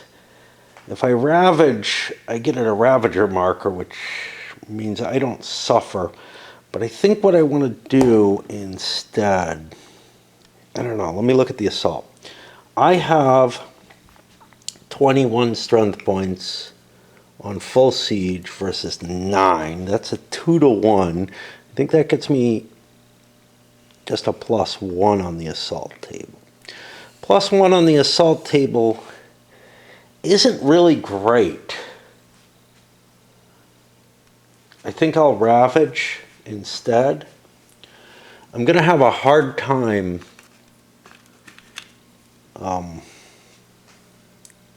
here, to tell you the truth. Godfrey is in a painful position. He's about to lose this siege. He's not got enough assaults against it to do anything.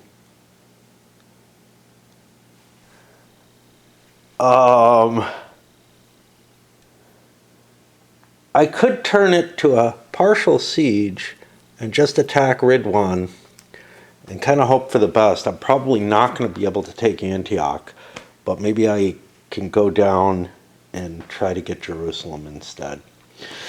And just hope for the best. If I attack Ridwan, does Ridwan want to fight me? I've got knights. Ridwan has not as many troops. Honestly,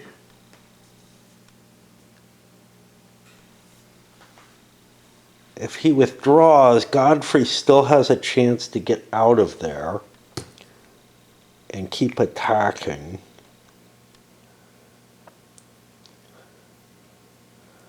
I don't know. But I definitely think I want to pull back. That gets me an attrition check.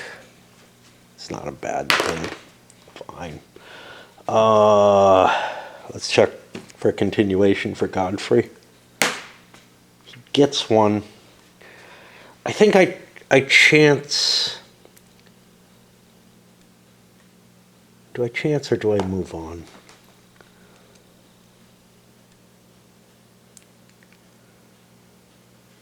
I don't have any Baldwin cards left. I think I want Godfrey to move on. So Godfrey has 4.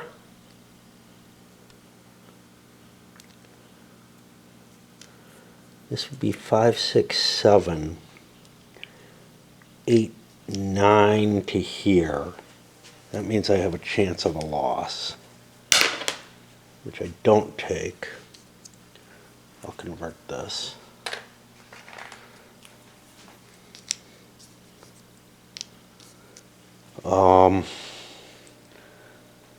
How dangerous is this? This is Ducoc. He has a pretty big force. I could work my way down this way. What did I have for Godfrey? He's hard to move, so because he's got knights with him. So he's a 4, 5, 6, 7. This isn't as dangerous, so I think I'll keep trying to move. Robert, I forgot I have Budimid's card. He plays that, giving himself a bonus. As long as he's involved in the siege, that's fine. And rolls a 5, +2, +1 for size, +1 for Budimid's, gets me to a 7. That's going to cause 2 assault points here, which is 2/3 of what I need. And what was it, 1 strength point? Out of here. I'm not really that worried about the strength point. I'm not going to wear him out that way. What I'm going to do, though, I hope, is capture the town. And that ends him because he did an assault. I think the last one is the other Robert. Yeah. So we can bring him into play. He'll drop into full siege as well. Ends the turn, putting us at the attrition phase. The siege is done.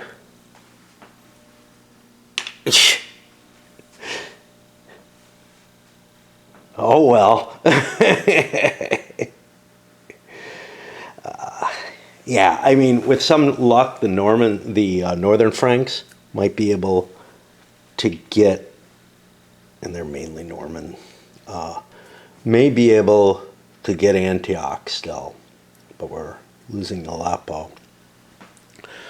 And then where the Mosuls land, you know, a lot of that's based on what we got here. We took Aleppo as one of our goals, so we might want to fight for that. I think things are going to go really well for the Mosuls. It's what it looks like at this point. But who knows? The Syrians might be able to come back and do some damage. Some of it may depend on who gets the Fatimids and what they can do with them. Wow.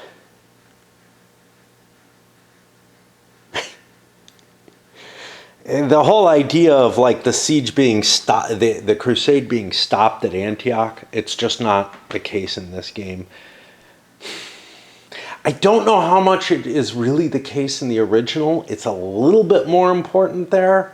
But again, it's something that like, we don't all want to besiege Antioch. You know, I really feel like there needs to be some kind of mechanism in the game to make that siege of Antioch as important as it was to the Crusaders, and how it prevented them from really just marching down the coast. You know, we've got two Crusader factions wandering around down here in the Jerusalem area, really, which that wouldn't have happened in the original Crusades, but Antioch's still not that important. You can still bypass it and leave one person to try to take it. Beginning my way through the attrition, Kerboga took this, and Bohemond took this by attrition. I haven't gotten there yet. The only other siege was here. It went not well for either side. The Franks are, melting away. They're down to 45. But remember, I think the biggest is a 35 here, so I have a chance to still take Antioch on my own without somebody else's help, which is appealing. But then I have to face Karboga and Ridwan, essentially. Recovery phase feels like it's done in the wrong order. All ravaged resource markers are removed first, then ravaged markers are flipped. That's fine, that ordering's fine. But then after those two, if something was under ravaged removed, it gets to recover its resources. That feels like it's too fast, but I don't know. I mean, at least they had to suffer the attrition, I guess. It's ridiculous. The resource, because the next thing, I don't think it's the case. I think they're fucking stuff up. Because the next case is the resources of all cities that are not under siege, ravaged, or ravaged removed. There's no chance they can be under ravaged. They will have recovered that if they're not, under siege already. So I'm reordering things so that the resources don't come back the same turn the ravaged remove comes back. Okay. And everything else I can cope with. I don't think I don't know if Budamedes is till the end of the turn or what.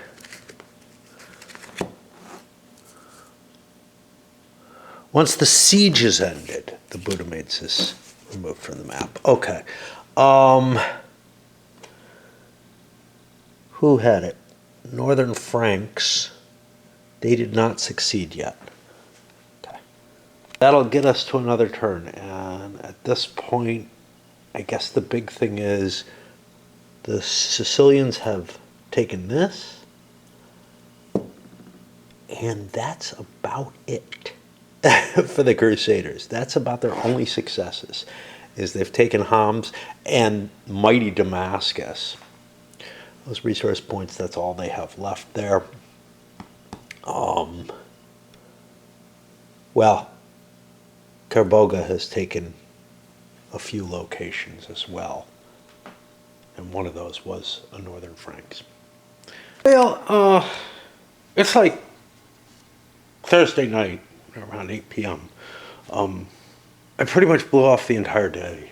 Found myself something to get myself addicted to. Something I've been playing around with it anyway, but just, instead of sleeping or whatever that I think I should have done quite a bit of, I didn't do that, and I did try to nap a couple of times. But anyway, I'm back at the game trying to get a little bit in. My plumbing stuff came, except for the grease. That's coming tomorrow. I'm thinking, maybe I overthink things or whatever. But the video that I watched, they just shut off the water main. And that's what I'm planning on doing. But then I'm like, wait a minute. There's hot water in the boiler. I think that's okay. I think there won't be the water pressure to push it up. But there's just sort of this, whoa, what's up with that? Yeah, but I think it's going to require water pressure going into the boiler to push the additional water out. So it should be okay once I get rid of the pressure. But it's the kind of thing that just, I'm not really familiar. And the last thing was a toilet, which didn't use any hot water. But I think I should be okay. Because the water can't move without the pressure. All right, so where are we?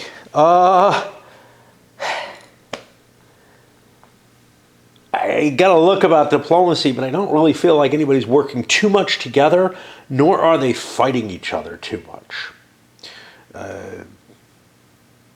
Like in terms of interfaith type stuff. So we're going to kind of ignore that.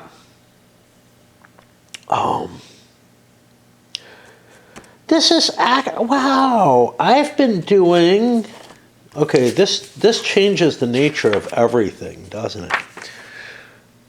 Now, so they talk about bribing non-player forces.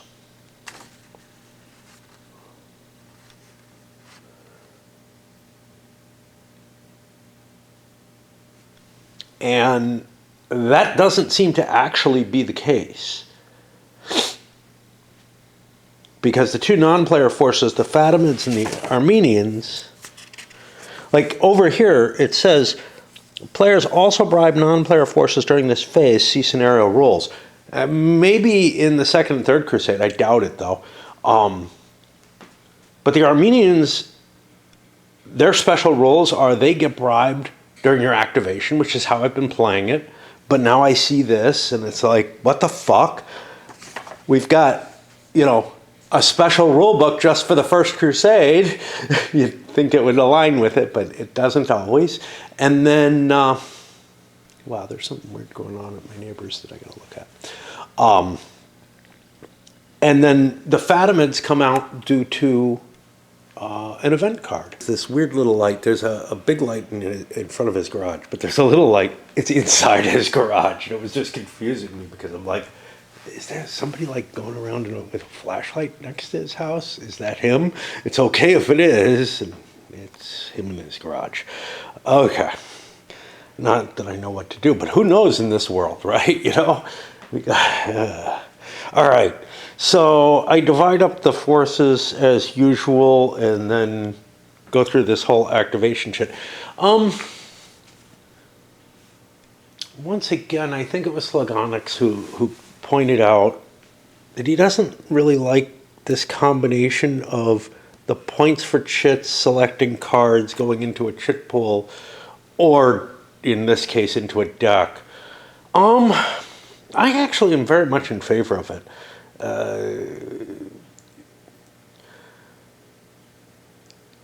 The only other way, so what it's doing is it forces you to make some choice as to which forces you're going to activate and which leaders you're going to use and whatnot.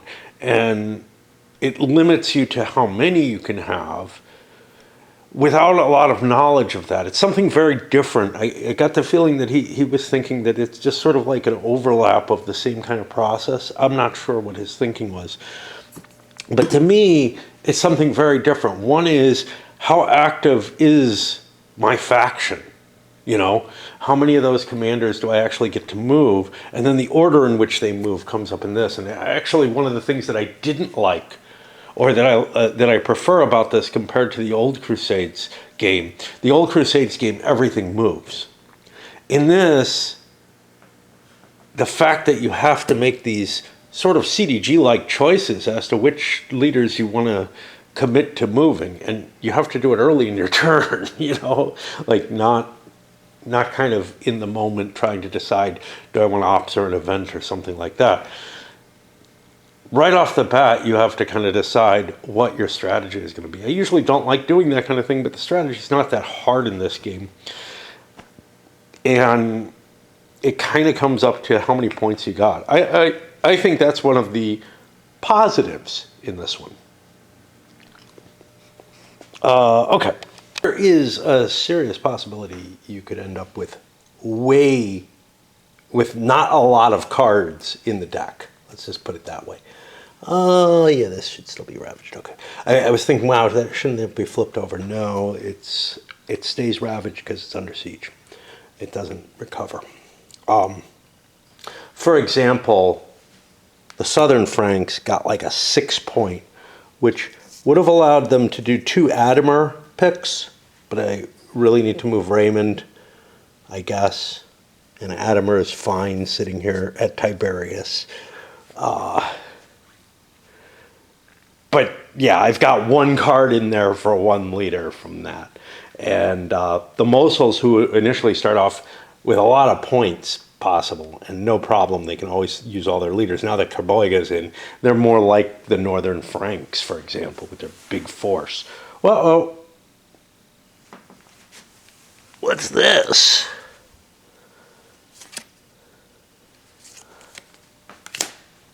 fell on the ground. I don't know when. I got to make sure that I have a reasonable amount of points for the Northern Franks, that I didn't drop it while I was doing that. Otherwise, it just goes in the pile. I think we're at the top of the deck. I'm going to just put this here to remind me that I have to roll for initiative. I checked up on the Armenians because I was a little worried about the lines of communication, but they work kind of like I thought. You have an unlimited line of communication back to the Armenian itself. This is actually more restrictive than in the Old Crusades game, where I don't think you had to trace anything. You could just say, I'm giving them money. You could give money to anybody kind of in that, and that had some problems where you could transfer money, through somebody else.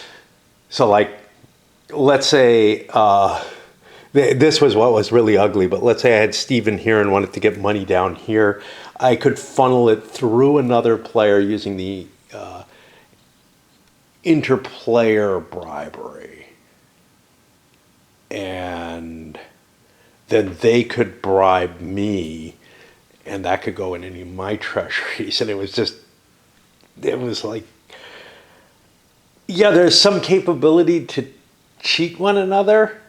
And I guess it's kind of similar to, the kind of thing that the Templars were doing. So you could look at it as, because this is the First Crusade, a proto-banking even before the Templars. But it was just weird. And it's like you could only do it by channeling it through someone else. And it just really didn't make sense. But anyway, in this one, you have to be able to trace, and I had Normans back here who were tracing back to Edessa to bid for it. And the leader who's doing the bidding has a limited supply, which I think is like 10 attrition points or something like that. That means it's going to be kind of hard to get one of these, although there is a line of supply going all the way back. So I guess, Bohemond could do it or something like that. From the monies, he has a couple of cities. No one else on the Crusader side has cities. Just the Sicilians, who I'm pretty pissed about because their force is so small, but they're winning out of all the Crusaders. They just plowed in really deep. And I mean, they didn't have that many to begin with, right? They were the smallest faction. They only had 30 ASPs, so they probably couldn't take Jerusalem or, Antioch or something like that. Actually, Antioch they could not take. Jerusalem, they'd have a hard time taking. Wow. That's kind of interesting. I think Bohemond... I don't remember if Bohemond took Edessa or Antioch. I'm going to have to look up Bohemond and Tancred and see where they actually ended up, but I'll probably forget to mention it. But I feel, now it's possible they could in collaboration with other players, and it's kind of a decent thing to say, okay, look, Bohemond, the Sicilian Normans have a hard time capturing anything, so whoever took Edessa did it on their own, more or less. But it's not a very big city. But Antioch, and it's worth a lot of points. But Antioch, which is worth more points, I could actually see, looking at this now, that kind of agreement if there was some reason Antioch had to fall. But it really doesn't. It's like, yeah, I'm not going to give it to the Sicilian Normans just cause. Well, up here on a Friday, beautiful day again.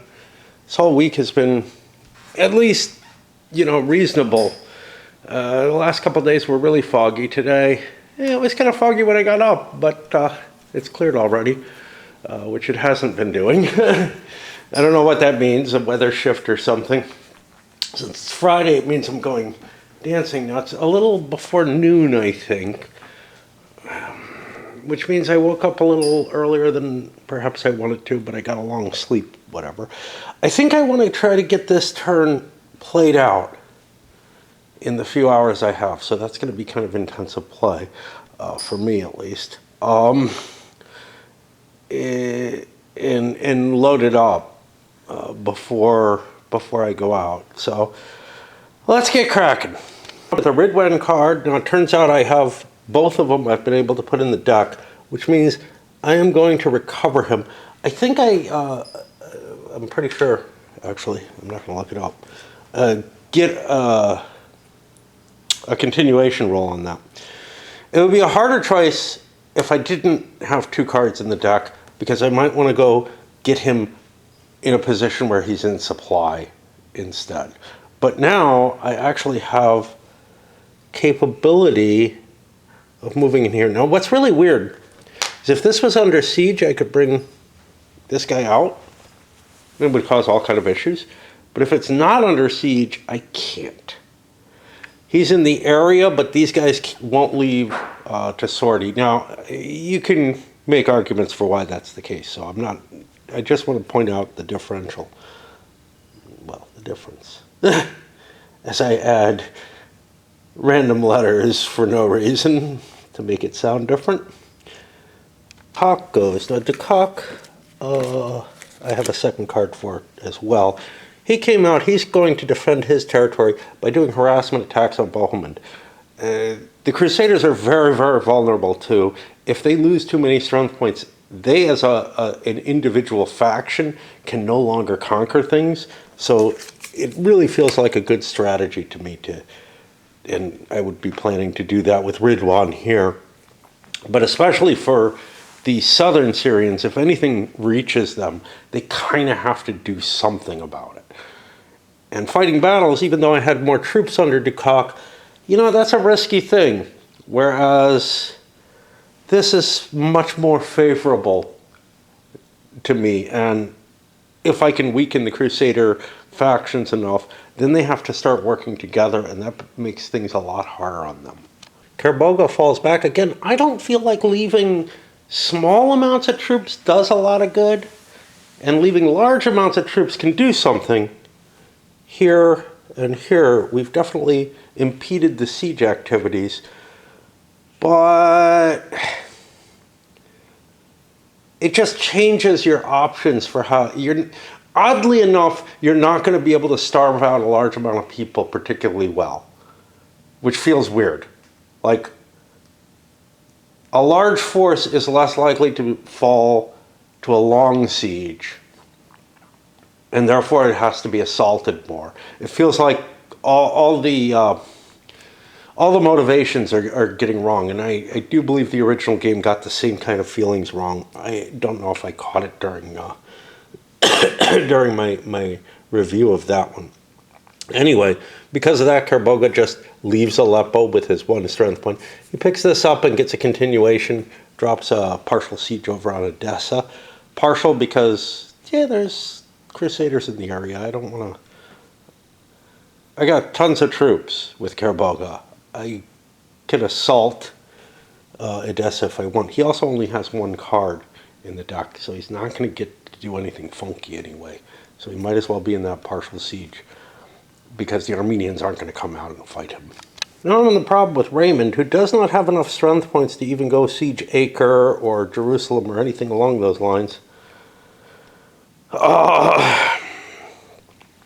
He has to get Admar back.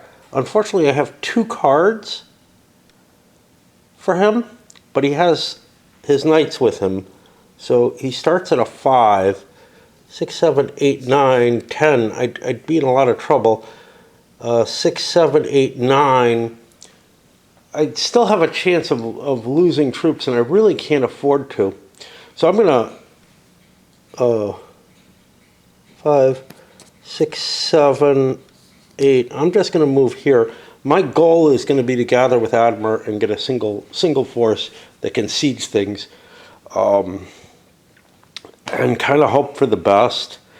But with Dukak down there screwing with me, I'm not even sure if I really can be down there safely. Now we draw an event card that's very, very helpful. It's a treachery card. If I had any resources. But unfortunately, I own nothing. So I can't even use it.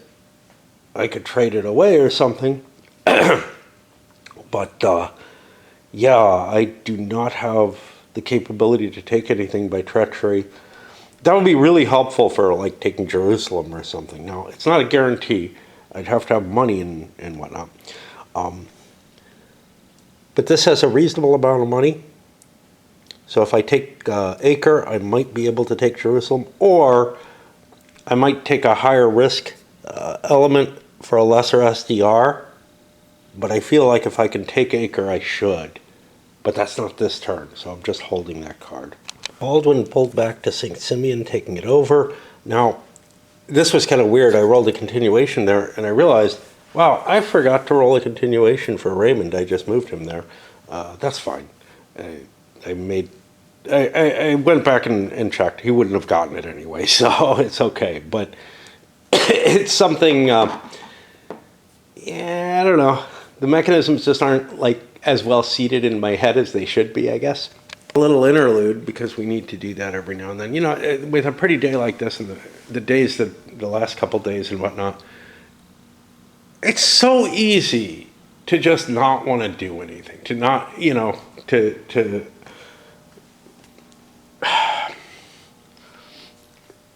even when I'm kind of bored and restless and whatnot, I don't find myself just leaving the house. I find myself finding something else to do, or going to sleep now, or whatever. It's the internet is one of the big things. Is that can just suck time so easily. But I mind it less in the winter, even though this is one of those rare pretty days. Well, this is one of those rare weeks of days that I could have done stuff. I don't know. It's like, it's cold out, all kind of stuff like that. But I do kind of regret not having gone out, you know, the last couple days. Foggy days. I wish I'd headed out. Today is not good because of the dancing. I'm gonna be taking a big walk anyway, and you know. But anyway, that puts me in a position where I can swap pipes and continue on. And yeah, I'm gonna stay up here a little longer. And what I thought was a hard call with Jara Aldaba here, which was, do I want to pick on Baldwin, who can't really hurt me with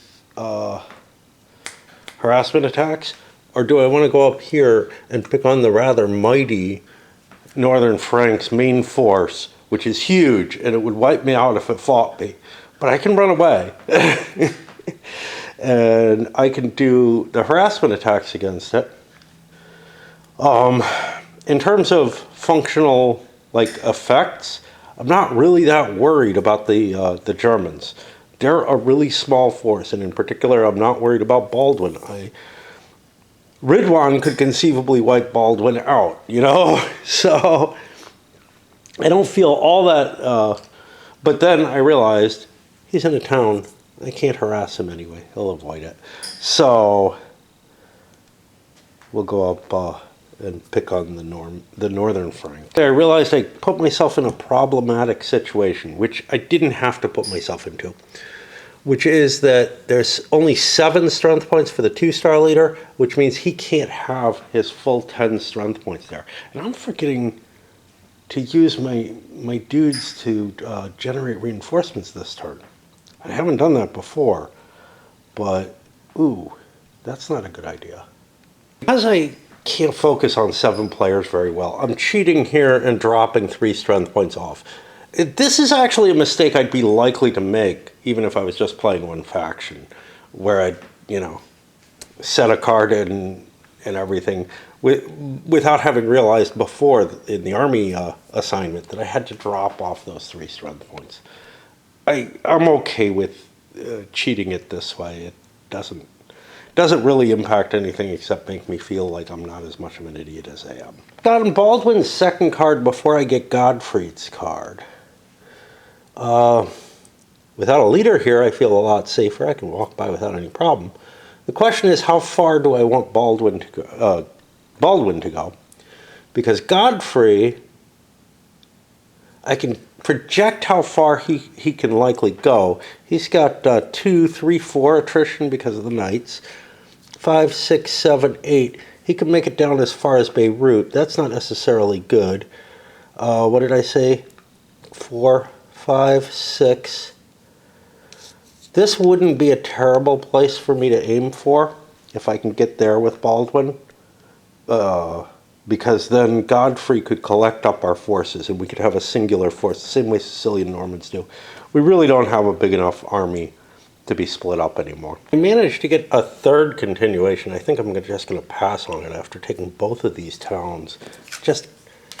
I don't want to get that far ahead with him. He's not capable of doing anything on his own. This is something strange. So in this game, I'm capable of taking these little towns on my own. Those little towns I could have taken on my own in the old Crusades as well. They might have been more expensive to take because you'd have to siege them or whatever, or assault them. But a small force like this could have taken them. But the big difference is they were worth victory points potentially. In this, so little is worth victory points that I feel like, you know, I have to gather my forces, try to take one of the things that's worth a victory point, worth some victory points. And then I'm like, yeah, but I can barely take that now with my forces. Whereas in the old Crusades, I was like, okay, well, let's take what we can and, you know, focus as much as we can on stuff. And these little guys in here would get taken. These were worth significant points compared to these towns and whatnot. The towns would be worth 1. These guys would be worth 2 or 3. With a couple of key cities being worth more. And Tripoli would have been one of those that's worth more, I'm pretty sure. But it's worth nothing in this. Stephen of Blois, and I get lucky. I get a continuation with him. He's able to make it down here. Actually, I have to make a roll. That roll was to make sure that he didn't take an attrition. I did have a 1 in 6 chance of taking one. But this is a big deal because he was pinched off in a horrible location. And now he's with that main northern Frankish army, which is the most powerful of the armies on the board. Except maybe Kerboiga. But it's now all consolidated. And I can turn it and unleash it against whatever I need to, which might actually be, like everyone else, let's just run down for Jerusalem, fuck things up here because there's Kerboiga up here, and I'm really not all that invested. But if I do take this, which I'm kind of trying to do, it kind of centralizes me up in the north a little bit more than I was, so that it makes Antioch more attractive again and whatnot. Bohemond, this is his only card. Now he has this papal peace, which doesn't really matter. He has another one. He has a Budimides as well, which he could maybe sell or something. Right now, his entire faction has 21 strength points. That means I can't attack anything with an SDR greater than 4. There's a lot of game left. I think what I'm going to do, and this is something that historically did happen with like Edessa, is I'm going to fall back on Damascus, which is worth a lot of victory points, and just try to prevent anybody from taking it from me.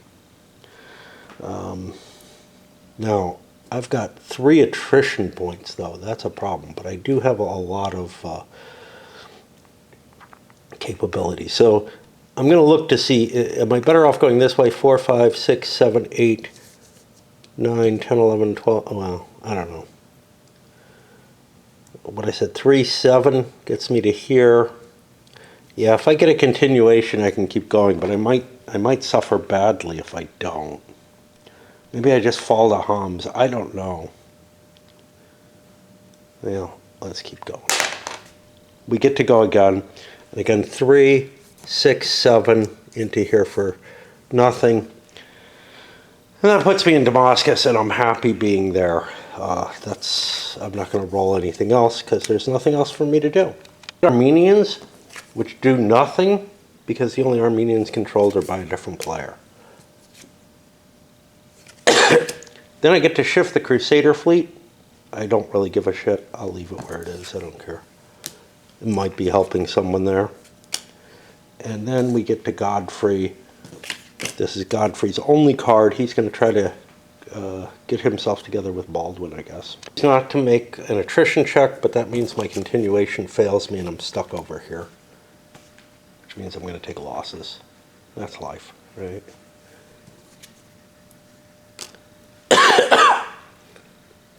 Soakman. Soakman's back here in Jerusalem. He has a decent sized force. Excuse me. Pipe is hitting me today in a bad way.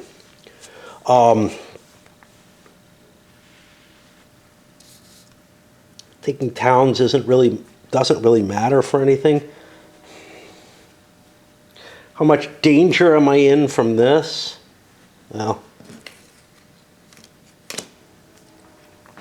basically none this turn. I don't know.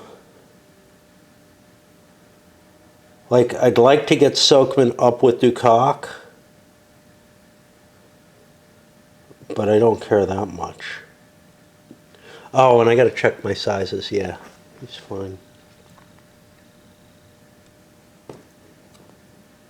I could conceivably raid against this. That might be worth doing if I can get up there. All right, let's see. Funny, I feel like I should take towns on my way. I mean, they preserve supply lines and stuff like that, but that's not all that important for the Muslims. I can usually find some sort of supply line I can accomplish. I have tons of resources. I should probably be busy bribing Armenians. However, if I bribe the Armenians, well, do I have a line up to the Armenians is the first question.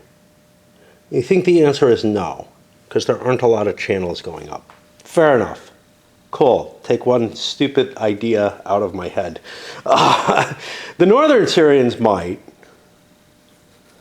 because gaining this and fiddling around with it the very few times, I would have to be the guy who just went and then the Armenians get a card draw. So you can see they're not very valuable if you're not incorporating them in your armies, because you almost never get to play them.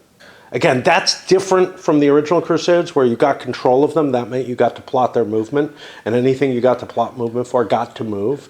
I don't know how I feel, right? Like both, I really don't feel like that everything can move as directed is appropriate. Anyway, what we're going to do is we're going to break for a bit because battery's running down a little bit. We're more than halfway through the operations for this turn already. It is not a long, slow game. I mean, it may be a long game for the First Crusade especially, but it's not really a slow-paced game. Once you kind of get away from the painfulness of trying to figure out how the rules work, and once you kind of come up with your answer for how they work, they are internalizable.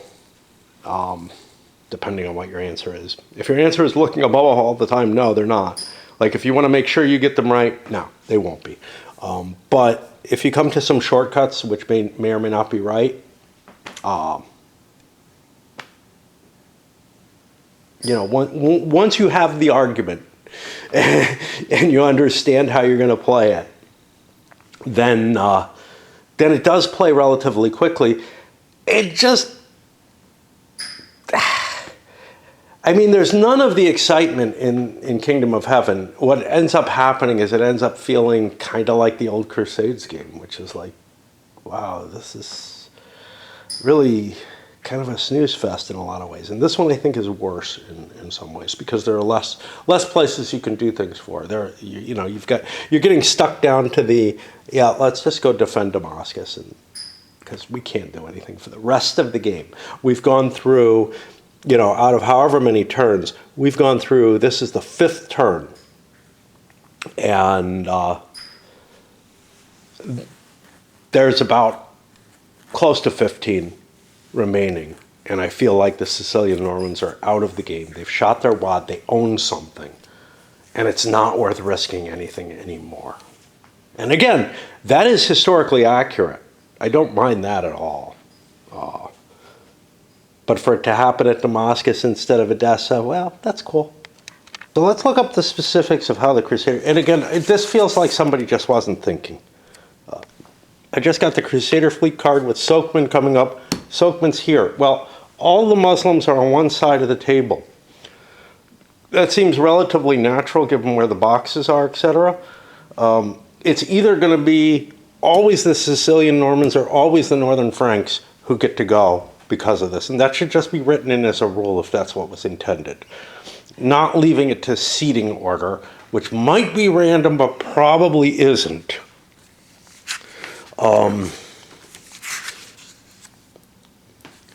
This is going to be back here. Let's see how it's worded, whether it's clockwise or counterclockwise. You know, it would make a lot more sense to just randomly roll one of the Crusaders if a Muslim gets it, or something like that, if they want it to be kind of randomized by it. And if what they want it was to force it to like the Sicilian Normans or the Northern Franks, the two that are kind of locked into being it, always get it, just give it to them, you know? It's like somebody just did not think. And I can't imagine that this didn't come out in like a couple of playtests, except for the fact that playtests are done opposed, and people who play games opposed are fixated on the game and maybe don't see the flaws as easily of a certain type. They see other flaws. But it's important, I think, to analyze the game from both kind of perspectives.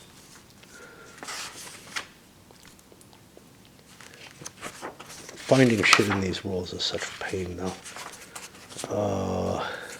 Standard activation cards, that's where I got it.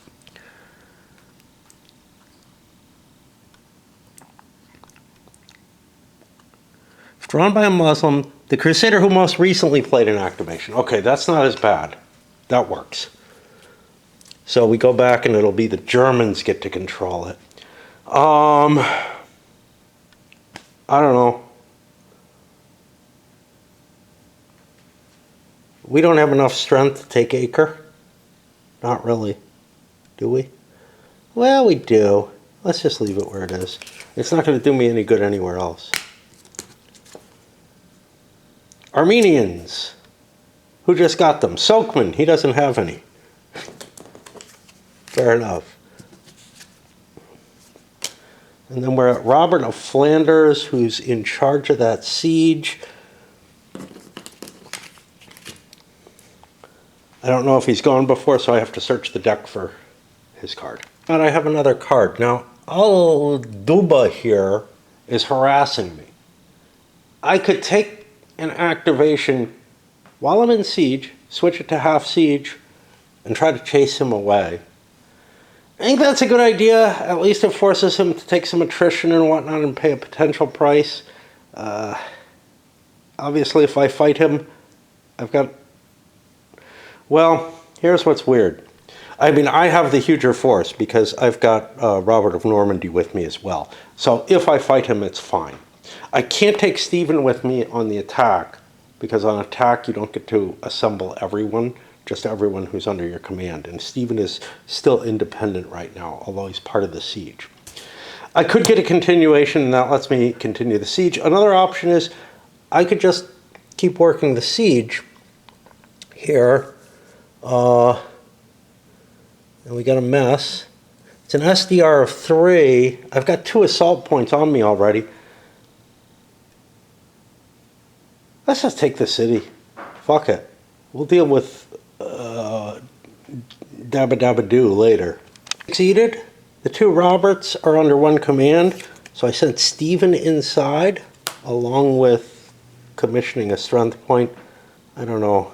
I probably screwed up, but in terms of where I wanted the strength points to go.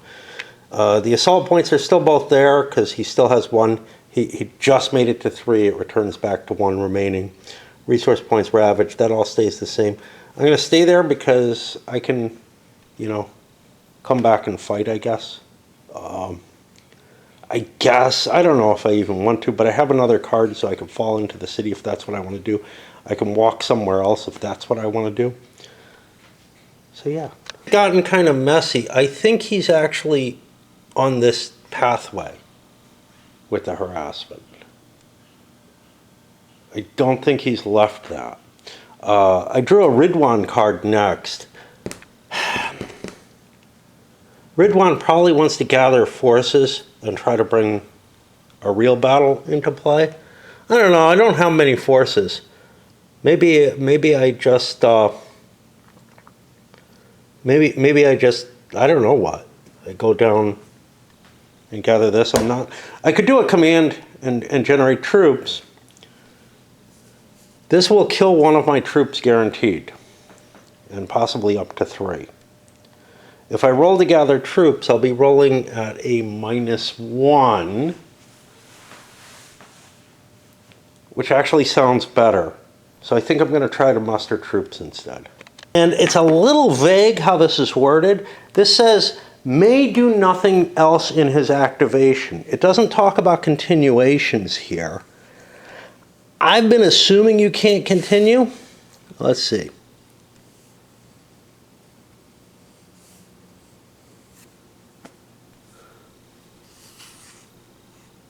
Raising troops is specified under not being able to get a continuation, which is what I thought it was.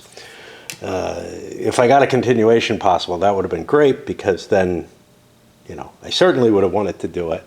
But as it is, I'm suffering an attrition. I got 3 strength points over here, but I'm going to lose strength points with Ridwan. We're almost done. He gets an event card. Jihad! Okay. Jihad can give a +1 for a leader to all battles for the current game turn, or siege assaults, a -1 for all continuations, or an additional activation this turn. I could hold this. It's a pretty useful card, that +1 for battles and whatnot. What am I holding here? The Armenians revolt, which doesn't really matter to me. I'm going to hold this and take the attrition. The other option would be to try to avoid attrition. And we get Dukak. And now we got to think. Dukak had 2 cards. I don't know where he is and what he's up to. He's down here. I got to search to see if his card's been played before. This is something that chit pull probably would be easier, because I could arrange all the chits. And, in the rest of the games, that's going to work fine. But in this particular one with the stupid card deck, it's just more painful. Cock went earlier in the turn. He would like to beat up Baldwin. I think that's his goal. No cards over here. Let's try to do that. I'm in an interesting position. I have a continuation. I moved into here. Baldwin withdrew, of course. I take the city, or the town. Great. I get a continuation. And now I'm kind of like, yeah, what now? If I move in on Baldwin again, he retreats again. He has no chance of attrition to either place he'd retreat to. Here he had a chance. Not much. You can basically push people around as much as you like, but it doesn't, you can't force them to a battle, is the whole problem.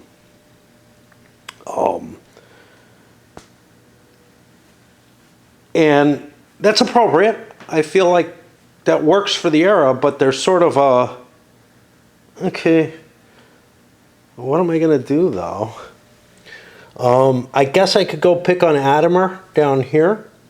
If he retreats, I can take that town. Again, they don't matter, but at least I'm in supply in them.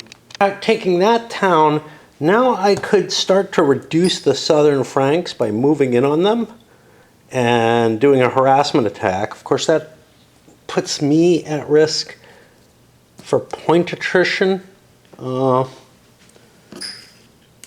Raymond is going to take attrition on his own. I'm okay with that.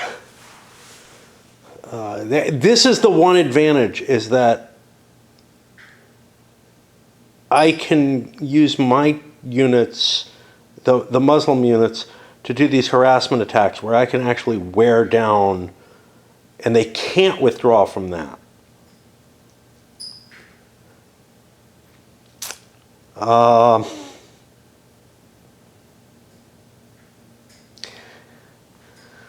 I don't know. Is it worth me taking point attrition? Or should I just maybe fall back? Like, if I have a stronger force, now Soakman has already gone. This played Dukak his second play. I'm not able to, I can't create troops anyway. I'm just in towns.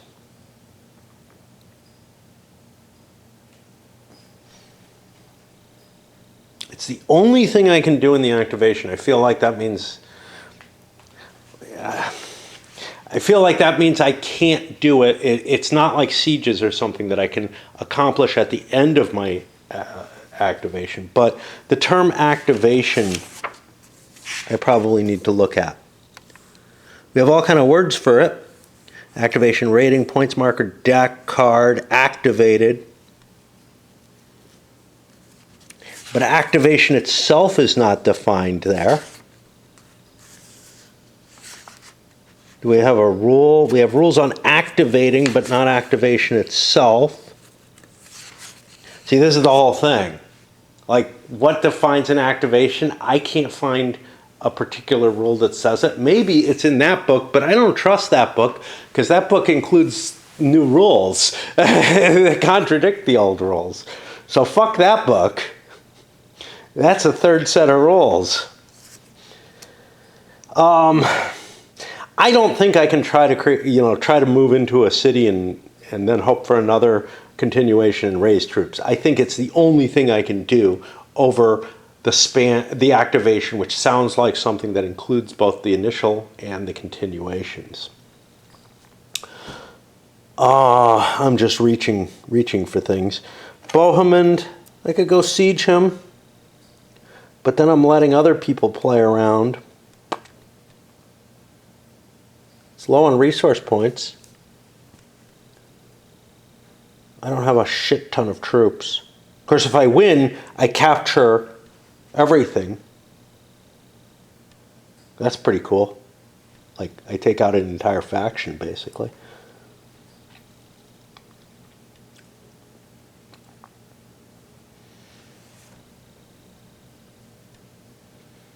Yeah, why don't we starve him out if we can? Cards as opposed to the chip pull. And this is because the cards are kind of slickery and the map is very slick. I pull a card off and the one underneath goes flying out and knocks pieces. The card I raised there, I drew there, that was easy. I just ravaged Edessa. But Robert is a little more complicated. If I try to attack these, they'll just run away. But they'll run away to a nasty space, one that they do not want to be in. Might be worth it. Unfortunately, I'm in a ravaged space. Robert has some 30 strength points. The only victory points near me, there's Homs. Take that away from Bohemond. Bohemond's doing better than me. Fuck him.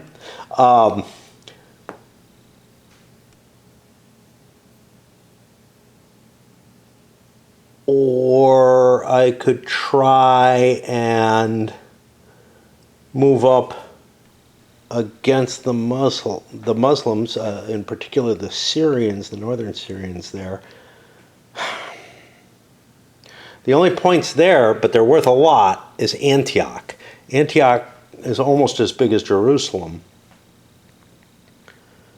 I don't feel like Hama is worth holding. So now I look for what's worth points to me, and I think I'm kind of on the...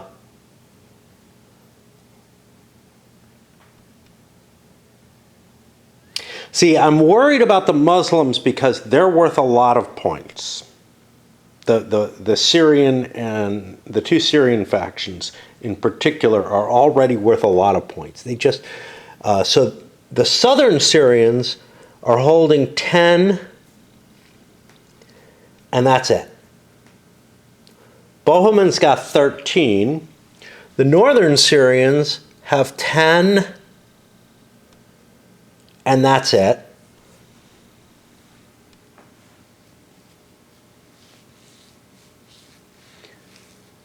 I may be the only person who can take Jerusalem. Yeah, I'm gonna head south. Problem is that my army uses up 7 attrition points.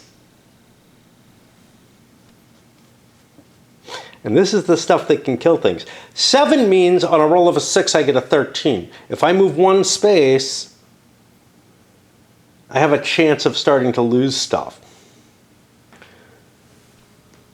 I'm going to go down here for 10. I've got too big an army, and it's because of the fucking knights. They hurt you so much. Okay, so we said we were at 10, 16. That means I'm going to lose 2 strength points, which is not all that horrible, but this is where I lose knights too. And we look for that. Armored knights and attrition. If the attrition losses are 5 ASPs or more, yeah, that's not going to happen. Okay, but still, I'm losing 2 of my strength points. That sucks. And remember, I have to keep the guy with the knights as my biggest force. But that allows me to move here, take this out, and then I can do a continuation and lose more points. Whee! I don't get that option. I've left Stephen behind, and he's not in a great place. That means we're going to be hitting the attrition phase in this, and I'm not really up for that quite yet. I've got, I made it through the deck real fast. I'm proud of myself for that. And I don't really feel like dealing with the attrition quite yet. I've got quite a bit of day left, and I can start the next turn after I load this up. The reason I talk about starting the next turn or whatever is because what I've been kind of addicted on or whatever, which is like this storytelling type AI stuff, well, it really kind of let me down last night. There's been certain aspects that have been pissing me off, and I can work around them on certain storylines. This particular storyline wasn't working really nicely. Most of the story generators just kind of write you a whole story. This one's kind of cool because it's somewhere between a chatbot and a story and the story generators. I usually just use chatbots for that kind of thing, where I'm like, creating essentially a role-playing type situation, right? This one does some neat stuff and throws some curveballs that I really like, but it also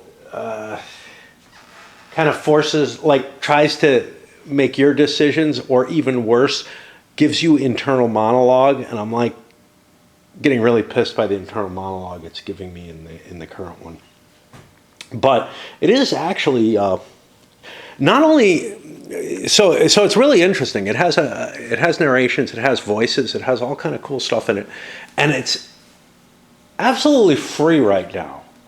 It doesn't even have a premium version. I'm assuming that what they're doing is they're working out the bugs and trying, and eventually it's going to release as a paid product, because it is just, it's heading off in a different direction. And in terms of the story side, well, if you want to write a story, it's not that good. But in terms of this kind of role-playing embedded in with characters and whatnot and groups and all that stuff, it's the richest that I've seen in a lot of ways. And it allows you to add your own voices and process them. The imagery is not so good so far. It's all right if you don't mind a little animated stuff in it and whatnot. But I'm actually really, really impressed with it. To the point where I paid for something this year. I think this, if it keeps going in the direction it's going to be, is going to be the one that I pay for, quite possibly. Okay, so I went through the attritions and then the recovery. Again, these things just don't work. Like, as written, they don't work. I made some fixes, but there's other fixes that are hard to make. For example, spreading your forces out is horrible in this for attrition because they end up each taking point attrition in places. But for movement attrition, it's helpful. So it's like this weird sort of, it's not clear. The strategies that work in Crusades don't really work here, which is just flooding, all kinds of different pathways and whatnot for movement, because the only thing that happened there really was movement attrition, unless you stayed in the same space. Here they don't have that distinction, and even like a tiny army will just melt away. A tiny force will melt away. It's not able to feed itself better than a large force off the land. And it's just weird. It's weird. I don't remember. I think attrition was percentage losses in the original, which was appropriate. They just didn't get the percentages right. And they also made it so that, like, you could cheat attrition as the Crusaders. But here, it has just weird side effects. Anyway, I've done what I can with it within what the rules are, and we're ready to push into this July, August. We will, I think, just call this 1098A. I don't know. I can put it as like July if I want it. Not sure.